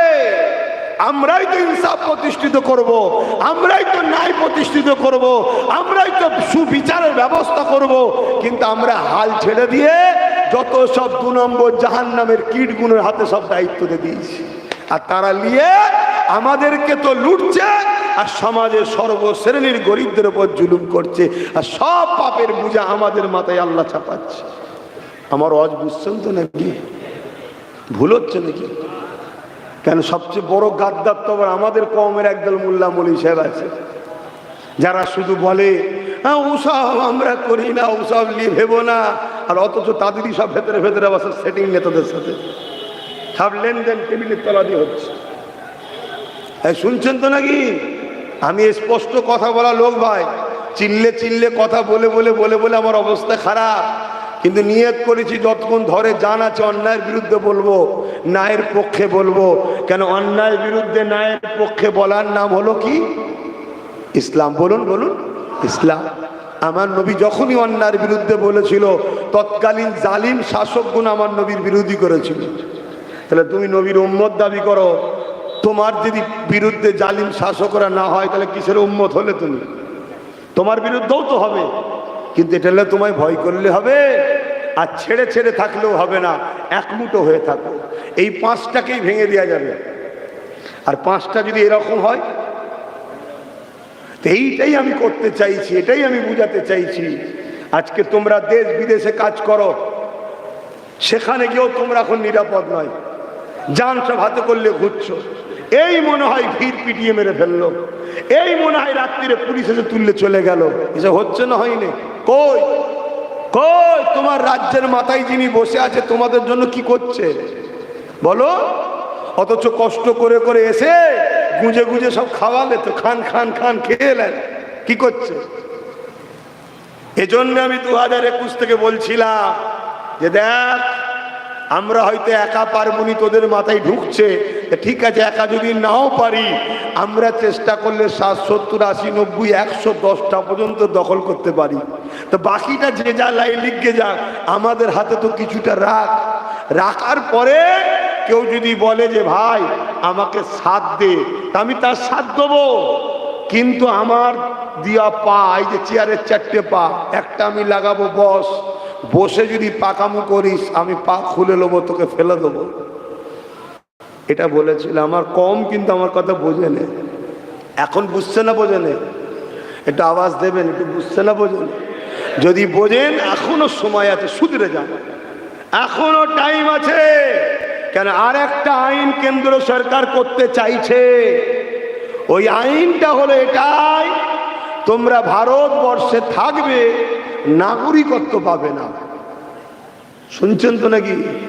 এখনো কিন্তু ওটা করতে পারেনি, কিন্তু করার জন্য ওরা কিন্তু এক পা। আর মনে রাখবে, সব পাখি মাছ খায় আর মাছ রান্নার দোষ হয়। ভেবুনি শুধু কেন্দ্র সরকার একা আমাদেরকে মিটাচ্ছে। সব রসুনের মাথাগুলো আলাদা থাকলেও পিছনগুলো কিন্তু এক জায়গায়। দেখেছেন রসুন রান্নাঘরে ঢোকেন না নাকি? মা বোনদের সাথে, বিশেষ করে স্ত্রীর সাথে রান্নায় সহযোগিতা করা, এটা নূর নবীর সুন্নাত। জোরে বলুন সুবহানাল্লাহ। আমার নবী পুরো দুনিয়া আখিরাত বাদশা হওয়ার পরও নিজের স্ত্রীর সঙ্গে টাইম দিতেন, রান্নাঘরে স্ত্রীর সঙ্গে কাজ করে দিতেন, আবার শক্ত জিনিসকে চিবিয়ে চিবিয়ে আম্মাজানদের গালে খাইয়ে দিতেন। জোরে বলুন সুবহানাল্লাহ। এটা হলো সুন্নাত। সংসারও করতে গেলে হুজুরের মতো করতে হবে, মহব্বত তৈরি হবে। কথা বুঝে আসছে? দুনিয়ায় অন্য কাউকে ফলো করে লাভ নেই, সব ধোকা, রং তামাশা। হুজুর হলেন অরিজিনাল। তো রসুন দেখবেন মাথাগুলো আগে পিছু থাকলো, পিছনটা দেখবেন এক জায়গায়। এদের জার্সি আলাদা হতে পারে, কালার আলাদা হতে পারে, নাম আলাদা হতে পারে, এদের সবার স্টাইল আলাদা হলো। প্রোডাক্ট কিন্তু একটাই বিক্রি করছে, সেই নাগপুরের প্রোডাক্ট। শুনছেন তো নাকি? এই নাগপুরের। না হয় বলুন তো ভাই, আমি কোনো ধর্মকে ছোট করছি না, যার ধর্ম তার কাছে, কিন্তু অন্য ধর্মের ধর্মীয় কোন প্রোগ্রামের খাদ্য ইসলামের জন্য হালাল না হারাম? একটু জোরে বলবেন, জোরে বলবে। কোন জায়গায় যদি শিরক হয়, গান বাজনা হয়, সেই মেলার খাদ্য কেউ যদি খিনে বিসমিল্লাহ বলে খায়, সে কাফের হয়ে যাবে, ফতোয়া। শুনছেন তো নাকি? তাহলে মেলার খাবার খেলে হারাম। কেন হারাম? কেন মেলায় বেশরিয়াতি কাজ হয়, নাচ হয়, গান হয়, ইসলাম বিরোধী কাজ হয়, তার জন্য সেই খাদ্যটা খাওয়া হারাম। আর যেখানে শিরক হয়, সেই অনুষ্ঠানের খাদ্য খাওয়া কি হারাম নয়? আজকে বড় প্ল্যান করে প্রত্যেকের বাড়িতে হারাম খাদ্য ঢুকাবার একটা পরিকল্পনা করছে। আলেম উলামা ইমাম মসজিদে প্রতিবাদ করছে। কিছু মাথায় ঢুকছে না? এক কথা বলছেন না কেন? ঢুকছে না মাথায়? কেননা এই শয়তান গুলো জানে, এ বেঈমান গুলো জানে, মুসলমানদের ঘরে হারাম খাদ্য যদি না খাওয়ানো যায়, এদের রক্তটা হালাল থাকবে, হালাল রক্ত দিয়ে হালাল সন্তান হবে, ওই সন্তান ইসলামের কাজে লাগবে। আর মুসলমান দিওকে যদি ছলে বলে কলে কৌশলে হারাম খাদ্যগুলোকে খাইয়ে দেওয়া যায়, এদের রক্তগুলো অপবিত্র হারাম হয়ে যাবে। হারাম রক্ত শরীরে থাকলে পাক জান্নাতে যাবে না। হারাম রক্ত শরীরে দৌড়ালে তার দিল মসজিদের দিকে টানবে না, তার দিল মাদ্রাসার দিকে ডাকবে না, তার দিল মসজিদ মাদ্রাসার পক্ষে থাকবে না। এই জন্যই তো আজকে এত বড় একটা আইন হয়ে গেল, খালা কানুন আইন। এই আইনের প্রতিবাদে মুসলমানের সেইভাবে কোনো ভূমিকা নাই। এই আইনের প্রতিবাদে আলেম ওলামা ইমামদের সেই রকম ভূমিকা নাই। কেননা বড় প্ল্যান করে হারাম অর্থ দিচ্ছে, হারাম খাদ্য খাওয়াচ্ছে, হারাম খাদ্য আমাদের মধ্যে ঢুকিয়ে দিচ্ছে। এ যুবকেরা, তরুণেরা, আমাদের ভেতরটা আস্তে আস্তে আল্লাহর মহব্বত, নবীর মহব্বত কমে যাচ্ছে। দুনিয়ার মহব্বত, শয়তানের মহব্বত আমাদের মধ্যে বেড়ে উঠতে লেগেছে। এই জায়গায় মাইক যখন আল্লাহ মিলিয়েছে, আমার ডিউটি হলো আপনাদেরকে সতর্ক করা, একটু খাদ্যটা বুঝে বুঝে খা। কেন জামাটা যদি হারাম হয়, খুলে ফেলে কাদাকাটি করলে মাফ হয়ে যাবে। খড়িটা যদি হারাম পয়সার হয়, খুলে ফেলে কাদাকাটি করলে মাফ হয়ে যাবে। মোবাইলটাও যদি হারাম পয়সার হয়, খুলে ফেলে কাদাকাটি করলে মাফ হয়ে যাবে। গাড়িটা যদি হারাম পয়সা হয়, ছেড়ে দিয়ে তওবা করে কাদাকাটি করলে মাফ হয়ে যাবে। কিন্তু মুখ দিয়ে যদি হারাম খাদ্য ঢুকে যায়, রক্তটা যদি হারাম হয়ে যায়, ওই হারাম রক্তের শরীরের মানুষটা মসজিদের পক্ষে থাকবে না, ও মসজিদকে ভেঙে দিবার পক্ষেই থাকবে, ও মাদ্রাসার পক্ষে থাকবে না, মাদ্রাসাকে ভেঙে দিবার পক্ষে থাকবে। এই জন্য বেঈমানেরা, ইসলামের দুশমনেরা আর বড় প্ল্যান করে আমাদেরকে হারাম খাদ্য খাইয়ে দিবার প্ল্যান করছে। তাই মনে রাখবে, ভিক্ষা কারো থেকে নেবেন না, কারো দয়াতে ফ্রি খাবার খাবেন না। হ্যাঁ, একটা সুদ করে বাড়ি, আপনি যদি যে কাজ করে ওই কাজের যদি মজুরি 1 লাখ হয়, আপনি 1 লাখ টাকাই নেবেন, ওটা কোনো হারাম নয়, ওটা হলো আপনার মজুরি হালাল। কিন্তু সুদখোর যদি আপনাকে ফ্রিতে 1 কাপ চা দেয়, ওই চাটা খাওয়া আপনার জন্য হারাম। শুনছেন তো নাকি? ফ্রি খাবার খাবেন না, ফ্রি নেবেন না। কেন? শয়তানরা কোনোভাবে আমাদেরকে শেষ করতে পারেনি। যুগে যুগে অস্ত্র শয়তানদের ছিল, পাওয়ার শয়তানদের ছিল, জালিমদের হাতেই ক্ষমতা ছিল। কিন্তু বিজয় বদরে আমাদের হয়েছে, উহুদে আমাদের হয়েছে, খাইবারে আমাদের হয়েছে, মোতায় আমাদের হয়েছে, হিন্দুস্তানে বিজয় হয়েছে। জোরে বলুন সুবহানাল্লাহ। কিসের জোরে? ইমানের জোরে। ইমান। তাই কোন দিক দিয়ে যখন পাচ্ছে না, এবারে হারাম খাদ্য খাবার প্ল্যান চলছে।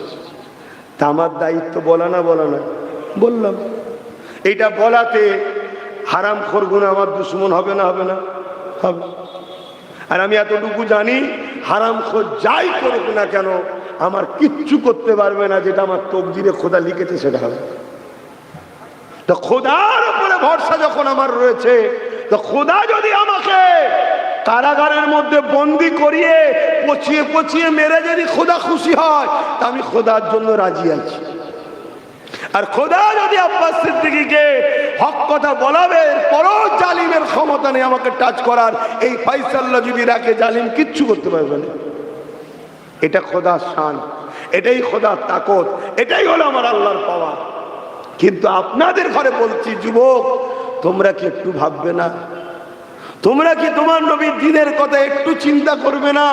যে এত কষ্ট করে আমার নবী নিয়ে এলো দিনটাকে, উহুদের ময়দানে মার খেলো, তাইফের জমিনে আল্লাহ নবী পুরো রক্তাক্ত হয়ে গেলেন, নবী পাকের খুনেতে নবী পাকের জুতা মুবারক পর্যন্ত ডুবে গেল। এত খুন নবী পাকের বেরিয়েছে কি জন্যে? নবী তোমাকে ইনসাফের কথা শিখাতে গেছে, ইনসানিয়তের কথা শিখাতে গেছে, গরিবের অধিকার, এতিমের অধিকার, বিধবার অধিকার, তোমার মালিক একজন আল্লাহ। এইটা শিখাতে যাওয়ার জন্য তায়েফবাসী সন্ত্রাসেরা, জালিমরা আমার নবীকে মেরেছিল। সেই নবী যদি আজকে সেদিন কষ্ট না করত, তুমি আমি আল্লাহ পেতাম? তুমি আমি মুশরিক কাফের হয়ে জাহান্নামী হতাম। নবী তোমার আমার জন্য এত কষ্ট করেছে, শুধু এক হয়ে সেই নবীর দিনের উপরে দাঁড়িয়ে থেকে এতটুকু তো কথা বলা দরকার যে আমার নবী হয়ে যারা কথা বলবে তাদের সাথে আমরা আছি। এটাই তো যথেষ্ট। আর যদি এটা করতে পারো কি লাভ আছে? শোনো, কিয়ামতের দিনে উলামা দিওকে আল্লাহ পাক বলবে, জান্নাতে যাও। তোমাদেরকে দুনিয়া জমিনে আমি ইলম দিয়েছিলাম, আমি আল্লাহ তোমাদেরকে দুনিয়া জমিনে জ্ঞান, বিবেক, বুদ্ধি দিয়েছিলাম, হিকমা দিয়েছিলাম, জ্ঞান দিয়েছিলাম। ওরে আমার আলেম বান্দারা, আজ কিয়ামতের দিনে এই কঠিন ময়দানে মাশরে তোমাদেরকে এই জায়গায় থাকতে হবে না, তোমাদেরকে কষ্ট করতে হবে না। তোমরা যাও, চলে যাও, আমার জান্নাতে চলে যাও। উলামারা যখন জান্নাতে যেতে লাগবে, ওই সময় আল্লাহ পাকের একদল বান্দারা তাদেরকে দাঁড় করিয়ে দেবে। মন দিয়ে শোনো, মন দিয়ে শোনো। শুনছেন তো নাকি? ওই সময় দাঁড় করিয়ে দিয়ে বলতে লাগবে, হে আল্লাহ পাকের আলেম বান্দারে, দুনিয়া জমিনে আপনারা ওয়াজ করতে করতে বলতেন, আল মারউ মা মান আহাব্বা, দুনিয়ায় যে যাকে ভালোবাসবে তার সাথে আল্লাহ পাকে জান্নাতি হয়ে যাবে। দুনিয়া জমিনে তো আমরা আপনাদেরকে ভালোবাসতাম, আমরা আপনাদেরকে দ্বীনি মাহফিল করে দিতাম। এটা কারা করেছে? তোমরা করেছো, তাই তো সেটা বলতে পারছি। এখানে কি কৃতিত্ব আমার একা না? তোমাদেরও। দিনের জন্য আমি একা কাজ করছি, তোমরাও তো করলে। আপনাদের উপরে যখন কোনো বাধা আসতো, আমরা রাস্তায় নেমে পড়তাম, আপনাদের পাশে দাঁড়াতাম, আপনাদেরকে পিয়ার করতাম, আপনাদেরকে সর্বদিক দিয়ে সহযোগিতা করতাম। দিনের জন্য জন্য অর্থ লাগলে আপনারা যখন বলতেন আমরা মাথার খামকে পায়ে ফেলা অর্থ আপনাদেরকে দিতাম, কত কষ্ট করে ইনকাম করা পয়সা দিয়ে দিতাম, কেননা আপনারা বলেছেন দিনের জন্য লাগবে। আপনাদেরকে বিশ্বাস করে ভালোবেসে আমরা আপনাদের কাছে দিয়ে দিয়েছি।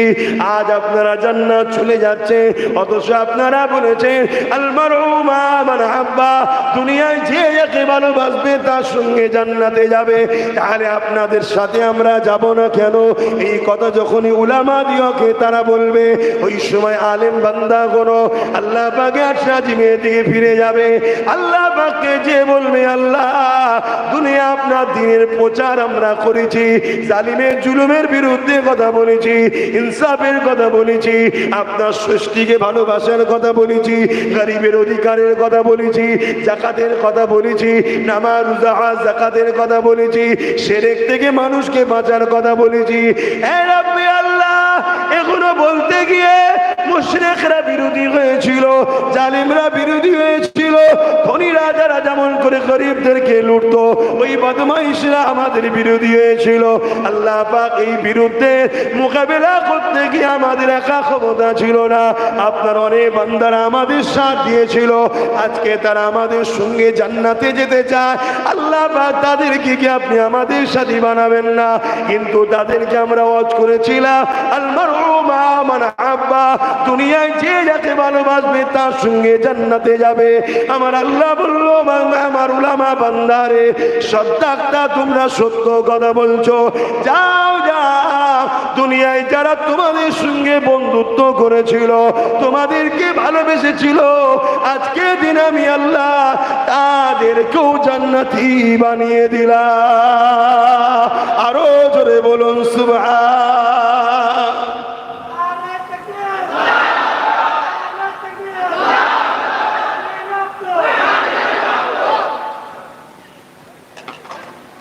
দরুদ শরীফ আল্লাহুম্মা। কব বসে আছে, উঠে পড়ছে, কব ঘর ঘর করে পড়ছে।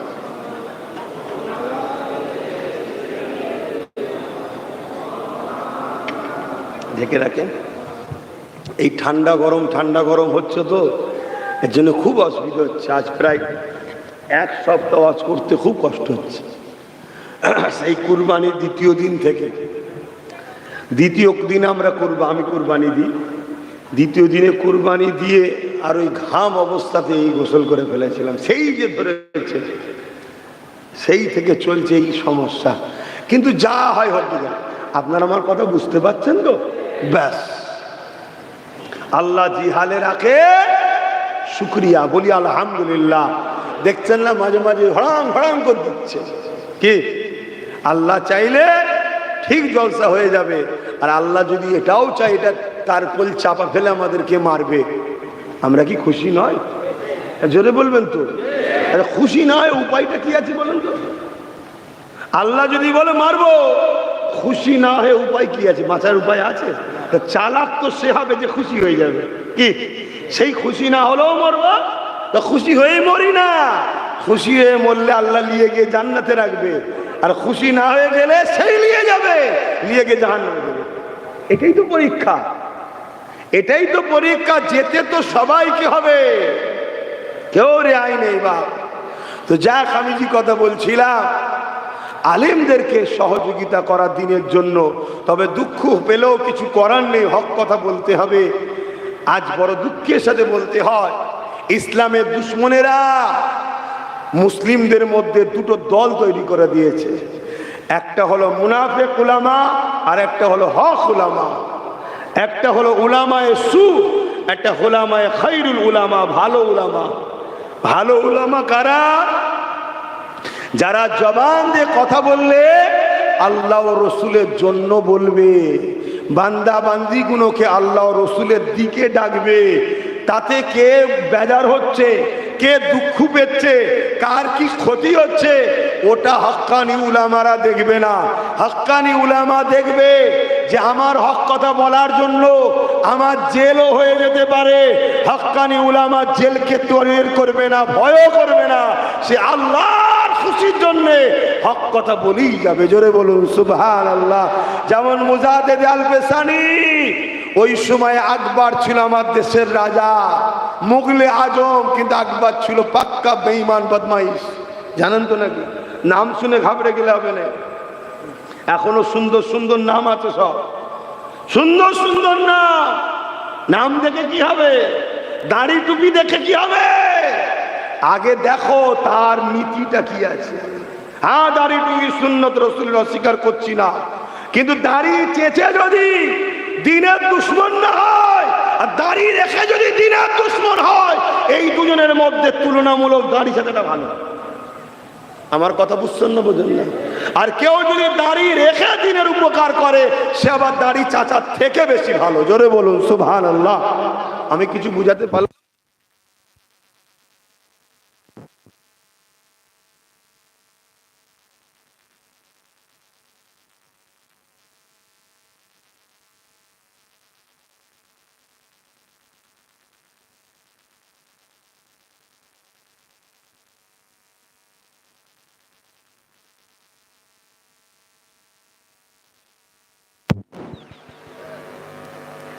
Bluetooth mode.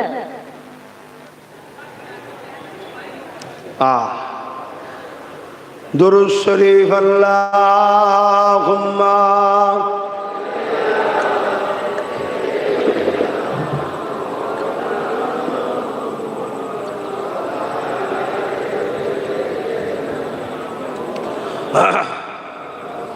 আমি কি বুঝালাম বুঝলেন?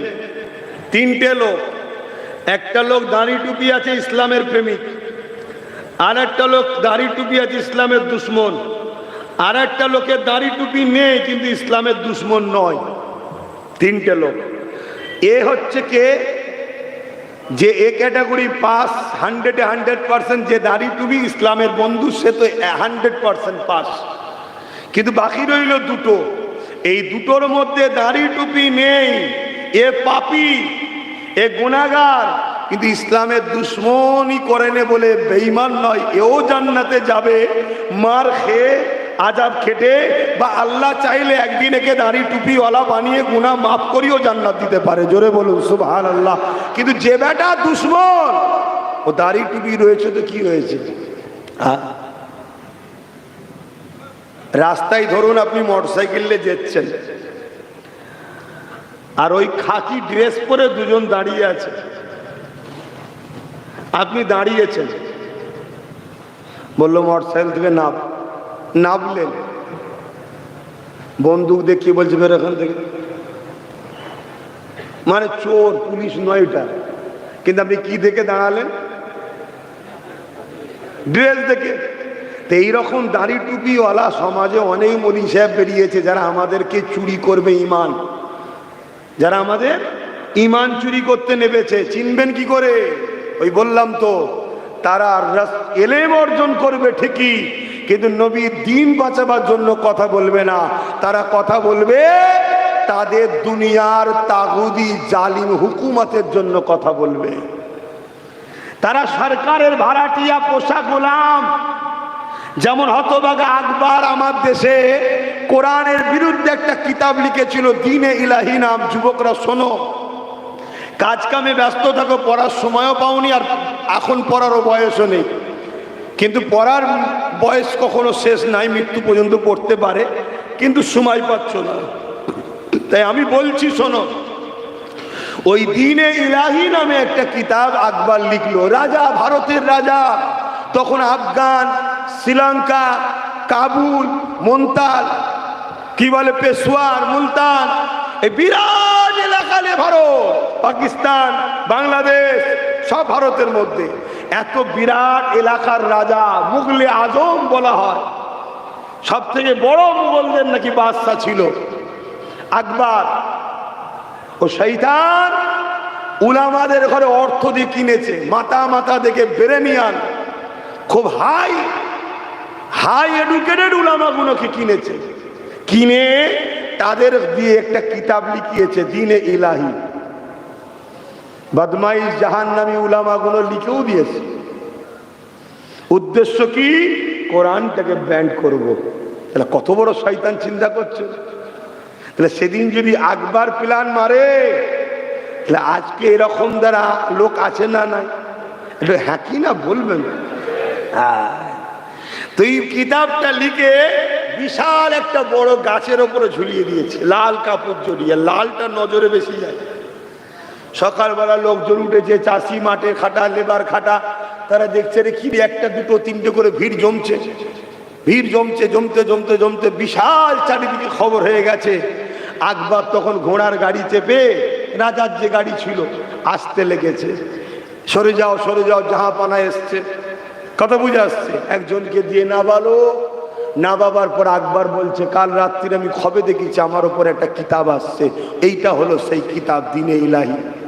শুনছেন না শোনেন না? এই প্রচার এবারে গ্রামগঞ্জে করতে হবে তো ভাই। আম মানুষ মানবে এটা? এই আম মুসলমান মানবে? ওই আকবর আলেম ওলামা মুফতিদের ঘরে বললো, যা তোদেরকে ভাড়া দিই এমনি প্রচার কর। সব প্রচার করতে শুরু করলো। সময়ের সাথে সাথে সব কিছু হয়। হ্যাঁ, আমাদের শাহিন শাহ, আমাদের সুলতান, সে আমাদের সব কিছু এভাবে বুঝাতে লেগেছে। ভাই একদম সরল পিরান মানুষ যারা হয়, ধর্মপ্রেমী, তারা তো আলেম ওলামা মানেই তো জান কুরবান নাকি? এক কথা বলছে না? তারা ভাবছে মুফতি মৌলানা, এত বড় বড় স্কলার, এত বড় বড় মৌলানা, এত লোক প্রচার করছে, কেন মানবো না? লোক মানতে শুরু করে দিল। ওই খবরটা মুজাদ্দেদ আল পেসানি হুজুরের কানে গেল। হুজুর আকবরের বিরোধী শুরু করলো, আকবরের চরম বিরোধী শুরু করলো। যখন হুজুর বিরোধী শুরু করেছে, আর হয়ে গেছে। একটা আকবর ওই মুফতি মৌলানার দিকে চলে গেছে, আর একদল মুজাদ্দেদ আল পেসানির দিকে রয়ে গেছে। আল্লাহর মর্জি দেখুন, হতভাগা আকবর ক্ষমতার জোরে মুজাদ্দেদ আল পেসানিকে জেলে ভরে দিয়েছে। জেলের মধ্যে যতগুলো চোর ডাকাত বদমাইশ ছিল, সব কটাকে মুজাদ্দেদ আল পেসানি তওবা করে সব আল্লাহর ওলি বানিয়ে দিয়েছে। জোরে বলুন সুবহানাল্লাহ, আরো জোরে বলুন সুবহানাল্লাহ। তখন মুজাদ্দেদ আল পেসানি এই কথা যখন চারিদিকে ছড়িয়ে গেল, হতভাগা আকবরের কাছে তার সৈন্যরা এসে বলছে, জলদি করে মুজাদ্দেদ আল পেসানিকে জেল থেকে বার করো, না দেশে কিন্তু বিদ্রোহ বাড়ছে, বিদ্রোহ বাড়ছে। আল্লাহ শান হযরতে বাদশাহ আলমগীর রহমাতুল্লাহ আলাইহি, হতভাগা আকবরেরই উত্তরসূরি, আকবরকে জেলে বন্দি করে মুজাদ্দেদ আল হযরতে কি বলে বাদশাহ আলমগীর রহমাতুল্লাহ আলাইহি তিনি সিংহাসন দখল করলেন। দখল করে মুজাদ্দেদ আল পেসানিকে জেল থেকে আজাদ করলেন এবং হুজুরের কদমে পড়ে ক্ষমা চেয়ে হুজুরের কাছে বায়াত মুরিদ হয়ে গেলেন। জোরে বলুন সুবহানাল্লাহ, আরো জোরে বলুন সুবহানাল্লাহ। অতএব বাপ হককে জিন্দা করতে গেলে ঝড়ঝাপটা আসবে, কিন্তু সেই ঝড়ঝাপটাই তোমাদের উচিত উলামাদের সঙ্গে থাকা, তাই তো নাকি? হক উলামা, তোমাদেরকে ভাবতে হবে কোন উলামা তোমাদেরকে কি বলছে, তোমাদের ভাবতে হবে কি সমস্যা হচ্ছে নাকি, হাওয়াতে ট্রান্সমিটারের সমস্যা হচ্ছে নাকি, তো ওই জায়গাতে তোমরা কেন ভিড় করছো, ওখান থেকে সরে দাঁড়াও। এত সাহস, আর ওই দিকে শুধু কানে একবার বললে হয় ডাকাত চলে আসবে রে, অমনি ভয়ে সব জড়ো হয়ে গেছে। তোমাদের উচিত হক উলামাদের সাথ দেওয়া। বাবেরা, নওজোয়ান তরুণেরা আসেন, দুনিয়াদারি করতে হবে, কারবারের কথা ভাবতে হবে, ব্যবসার কথা ভাবতে হবে, রুজির কথা ভাবতে হবে, সংসারের কথা ভাবতে হবে, সব কিছুর মধ্যে দিয়ে তোমাকে আখিরাতের কথা ভাবতে হবে। আখিরাত তখনই তোমার কামিয়াবি হবে। আল্লাহ তোমাকে যে জন্যে পাঠিয়েছে ওই কাজ তুমি যখন বেশি বেশি করে করবে। কি হলো, পানি হচ্ছে নাকি আবার? হ্যাঁ, পানি হচ্ছে তো, হালকা হালকা হচ্ছে তো কি হয়েছে, এখানটা চেয়ার দিয়ে দাও না, আর কি দরকার, একটা রাস্তা রাখলেই তো হবে। তরুণেরা সময় চলে যেতে লেগেছে, যতদিন যাচ্ছে তুমি আমি কবরের দিকে আগিয়ে যাচ্ছি, তোমার আমার মৃত্যুর দিকে তুমি আমি আগিয়ে যাচ্ছি। কি করলাম তুমি আমি একটুখানি ভাবো, এরপরও বলে যাবো, যদি ইসলামের কোনো উপকার করতে না পারো, অন্যায় ইসলামের দুশ্মনী করে ফেলো না, ইসলামের ক্ষতি করে ফেলো না। আজ যেমন কেন্দ্র সরকার আইন তৈরি করেছে ওয়াকফ কালা কানুন, ইসলামকে মিটিয়ে দিবার একটা ষড়যন্ত্র করেছে। কারণ ইসলামের মেন পেহচান হলো মসজিদ, ইসলামের মেন পেহচান হলো মাদ্রাসা, ইসলামের মেন পেহচান হলো ঈদগাহ, খানকা, কবরস্থান। এগুলো থাকা মানে মুসলমান রয়েছে, এইগুলোকে মিটিয়ে দিবার ষড়যন্ত্র করতে লেগেছে। এই জায়গায় তোমার উচিত হবে এর বিরুদ্ধে যারা আন্দোলন করছে তাদেরকে তোমাদের সাথ দিয়া, তা না করে যারা এই কাজকে পিছন থেকে সহযোগিতা করছে তাদের যদি সাথ দাও, মনে রাখবে আল্লাহ পাকের কাছে জবাব দিতে হবে। মনে রাখবে গুনার মাপ আছে, ইসলামের ক্ষতিকারকদের মাপ নাই। ও আরে বাবা, হালকা হালকা পানি হচ্ছে, এক্ষুনি বন্ধ হয়ে যাবে রে বাবা।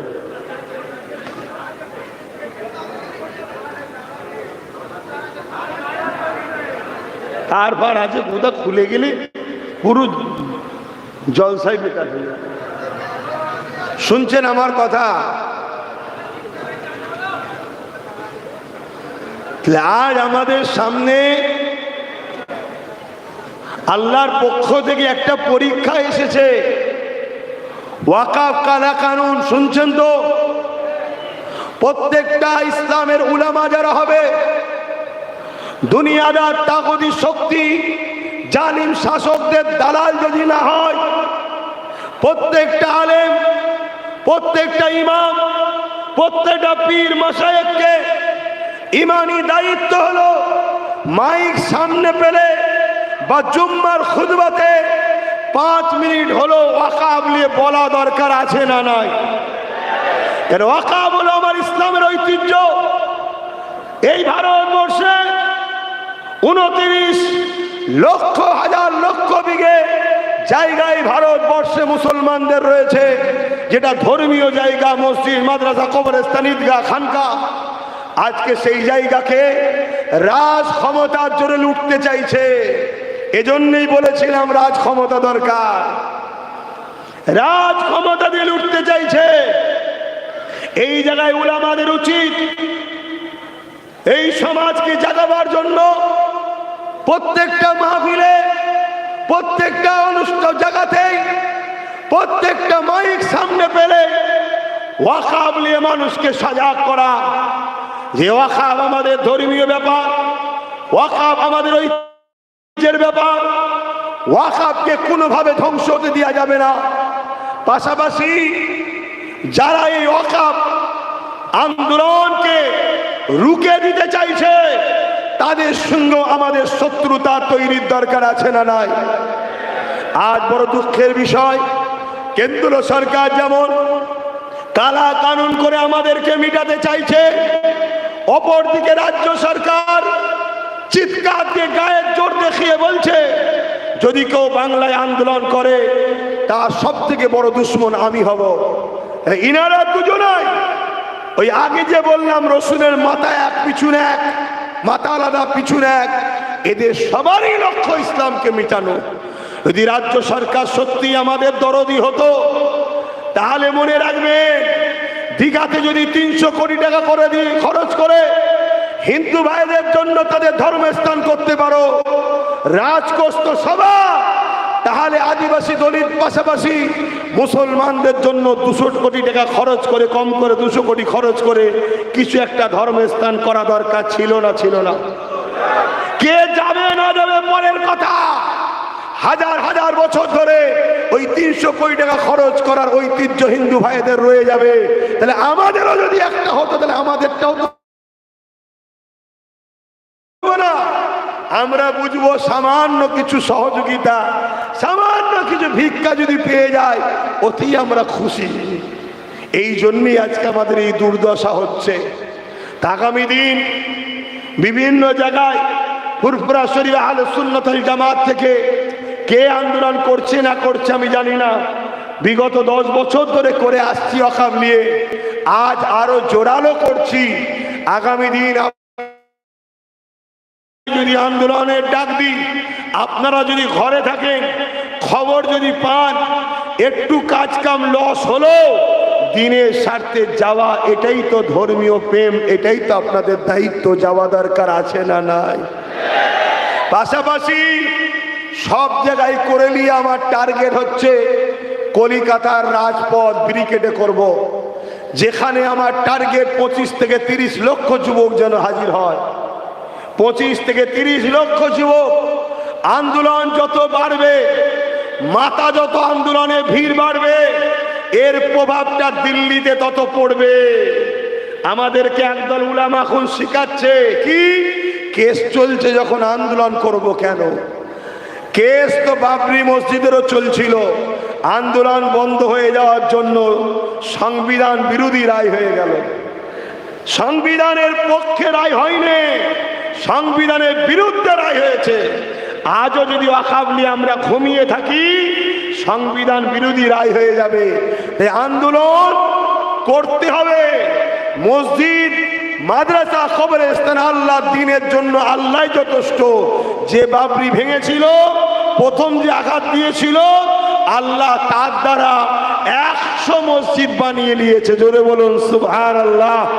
অতএব আল্লাহ তার দ্বীনের জন্য যথেষ্ট, কিন্তু আমাদের জন্য এটা পরীক্ষা। দেখি বান্দা আমার দ্বীনের জন্য, আমার মসজিদ মাদ্রাসার জন্য কি করে।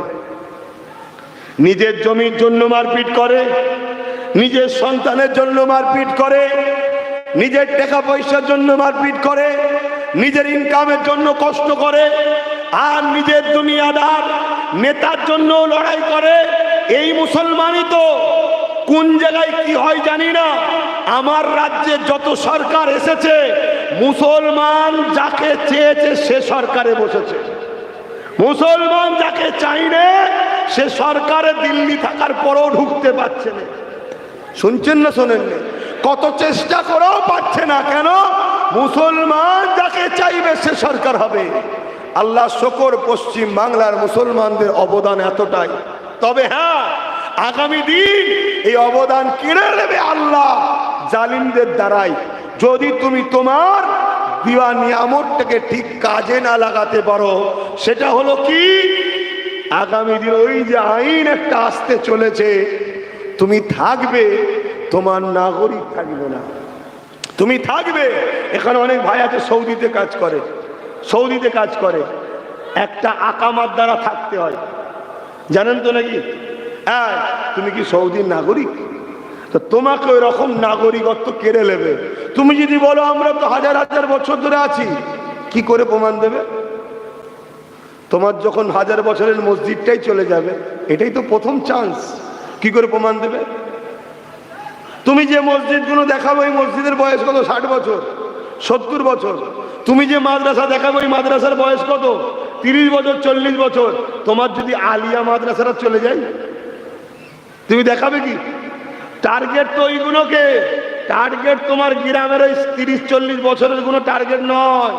টার্গেট ওইগুলো, ঐতিহাসিক গুলোকে সব শেষ করে দাও।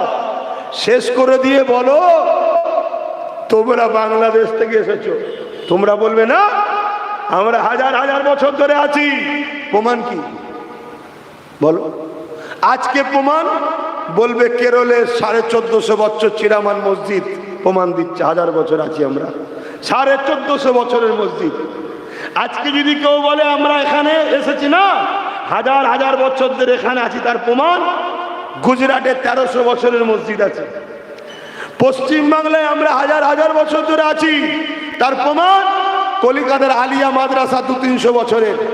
ওই দিক চলে যান, মুর্শিদাবাদ, মালদা, বিভিন্ন জায়গায় 500 বছর, 600 বছর, 700 বছরের মসজিদ আছে। বেশি দূর যেতে হবে না। ফুরফুরা শরীফে মেজো হুজুর যে মসজিদে 108 বছর বয়সেও জামাতে যেত, দাদা হুজুরের সামনে পুকুর, পুকুর পাড়ে যে মসজিদ, ওই মসজিদে 960 বছর ধরে জুম্মার নামাজ হচ্ছে। জোরে বলুন সুবহানাল্লাহ, আরো জোরে বলুন সুবহানাল্লাহ। তাহলে মসজিদ যেখানে, মুসলমান সেখানে। তাহলে 760 বছর যেখানে জুম্মার নামাজ হয়, সে মুসলমান মনে হচ্ছে নাকি এসেছে? এটা একটা প্রমাণ। কিন্তু ওখানে যখন থাকবে না, আপনি ভাবছেন এত সহজ না, কেন ছেড়ে দেবো? আরে বোকা, লোহা কাটতে গেলে লোহা দরকার, রাজনীতির মোকাবেলা করতে গেলে রাজনীতি দরকার, যেটা আমাদের নেই। আমাদের পাওয়ার তো বলো, আমাদের মন্ত্রী কে আছে, আমাদের সিএম কে আছে, আমাদের পিএম কে আছে, আমাদের ডিএম কে আছে, আমাদের জজ কে আছে, আমাদের আইএস আইপিএস কে আছে? বল বল, কেউ নেই। তাহলে আমরা বাঁচবো কি করে?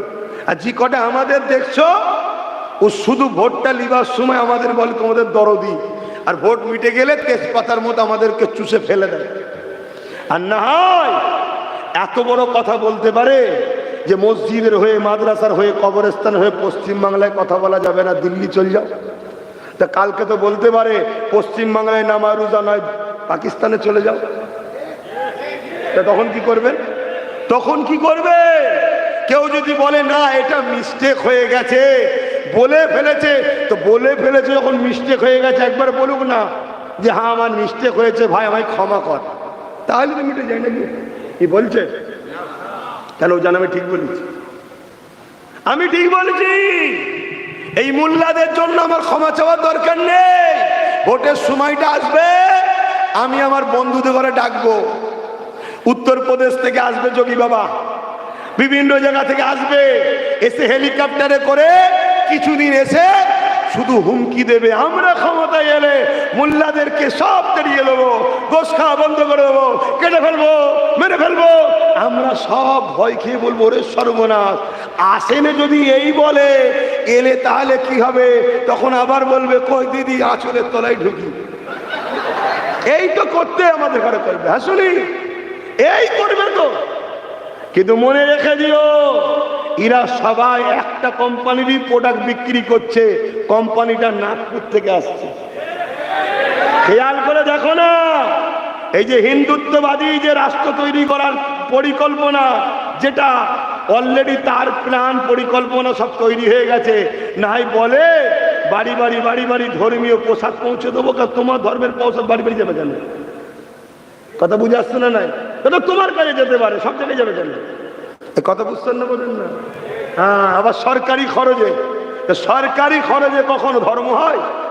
সরকারি স্বাস্থ্য কর্মসংস্থান তৈরি হবে, তা না করে ধর্ম হচ্ছে ধর্ম।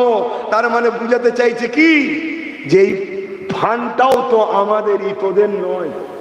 আচ্ছা, টুপি কিনেছি ট্যাক্স দিয়েছি, জামা কিনেছি ট্যাক্স দিয়েছি, ঘড়ি কিনেছি ট্যাক্স দিয়েছি, যা করেছি সব ট্যাক্স দিয়েছি, এরপরও সেই ট্যাক্সের টাকায় ধর্ম হচ্ছে। যদি জানতাম সবার করছে তাও না, এ থেকেও যদি আমার কম এখনো না বোঝে, তা আমি আর কি বলতে পারি। কিন্তু আমার ডিউটি ছিল, হাতে মাইক, সামনে হাজার হাজার লোক জড়ো করিয়েছে আল্লাহ, আমি না। এসব আল্লাহ তোমাদেরকে নিয়ে এসেছে। আমার ডিউটি হক কথা বলো, বললাম। খুব খেয়াল করে দেখো, ফুরফুরা শরীফের টাইটেল মাদ্রাসা দাদা হুজুরের তৈরি করা, 14টা শিক্ষক নেই কেন ভাই? সীতাপুরে মাদ্রাসা 11টা শিক্ষক নেই কেন ভাই? এভাবে টোটাল পশ্চিম বাংলায় 10,000 ভ্যাকান্সি খালি, শিক্ষক নেই।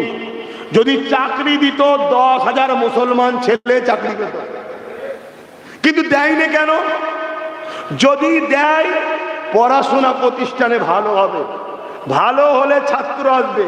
শিক্ষক নেই, ছাত্র নেই, ছাত্র নেই, মাদ্রাসা ধ্বংস। তাহলে এই সরকার মাদ্রাসার পক্ষে না ধ্বংস করার পক্ষে? যারা মাদ্রাসা ধ্বংস করতে চায়, তারা কি আমাদের উপকার চায়? হ্যাঁ, তোমাকে এখন প্রয়োজন ভাড়া দিয়ে কাজ করে নিচ্ছি, প্রয়োজন জমিন আলটা কাটতে হবে, ভিতটা করতে হবে, এলে পয়সা লে করে লে, ঘর হয়ে যাওয়ার পর থাকতে দেয়? ঘর হয়ে যাওয়ার পর থাকতে দেয়? সে তো তার ছেলে পুলেলে থাকবে। এই দেখো, তোমাকে প্রয়োজন ভাড়া দিচ্ছে, কাজে লাগাচ্ছে, ভাড়া দিচ্ছে, কাজে লাগাচ্ছে। এখন আমার ইমাম ভাইদেরকে প্রয়োজন, তাই 2,500-3,000 দিচ্ছে, মুসলিম গ্রামকে বুঝিয়ে বুঝিয়ে আমার দিকে রাখ, কাজ মিটে যাবে। এমন ভাবে পরিকল্পনা করে আছে, কাউকে দিয়ে একটা কেস ঠুকাবে, কোর্ট বলবে এটা ব্যান্ড। যেমন 26,000 চাকরি ব্যান্ড, ওবিসি ব্যান্ড জানেন তো নাকি? ওবিসি জানেন?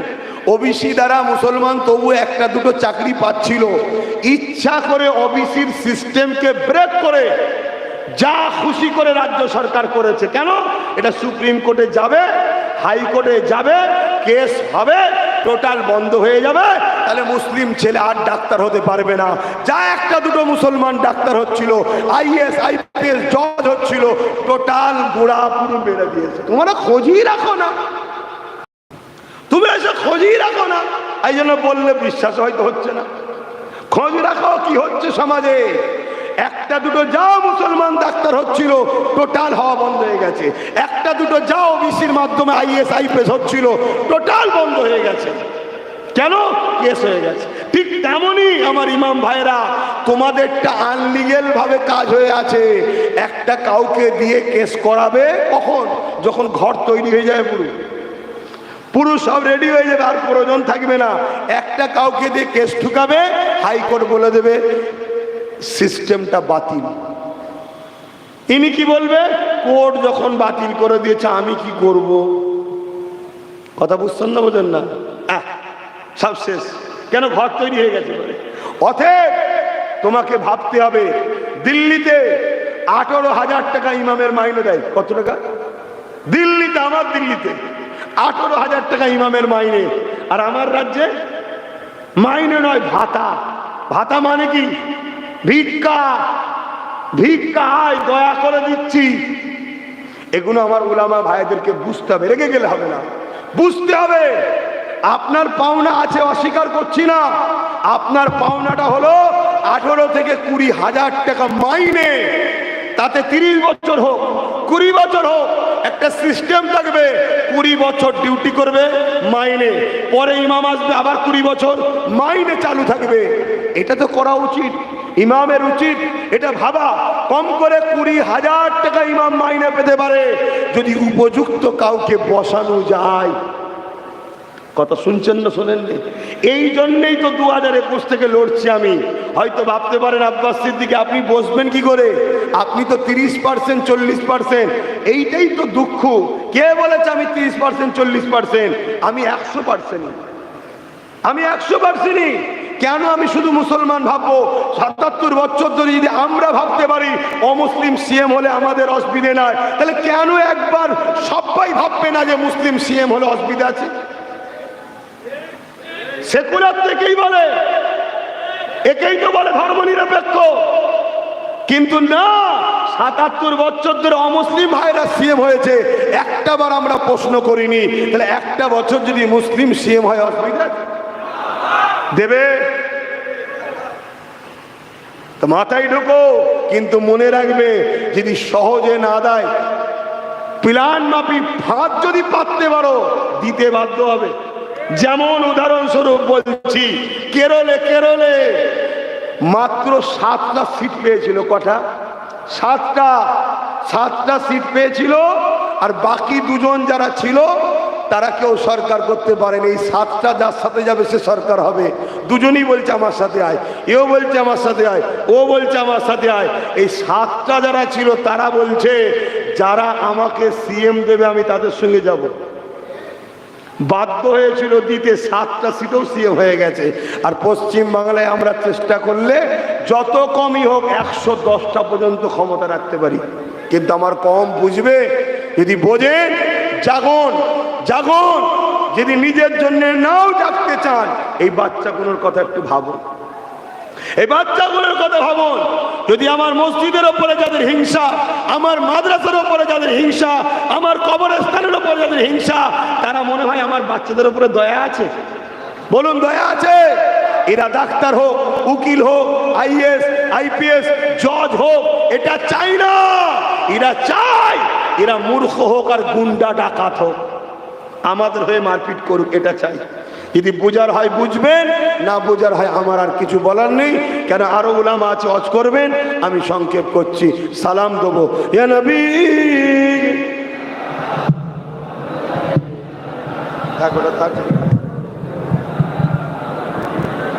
কে আছে এখন?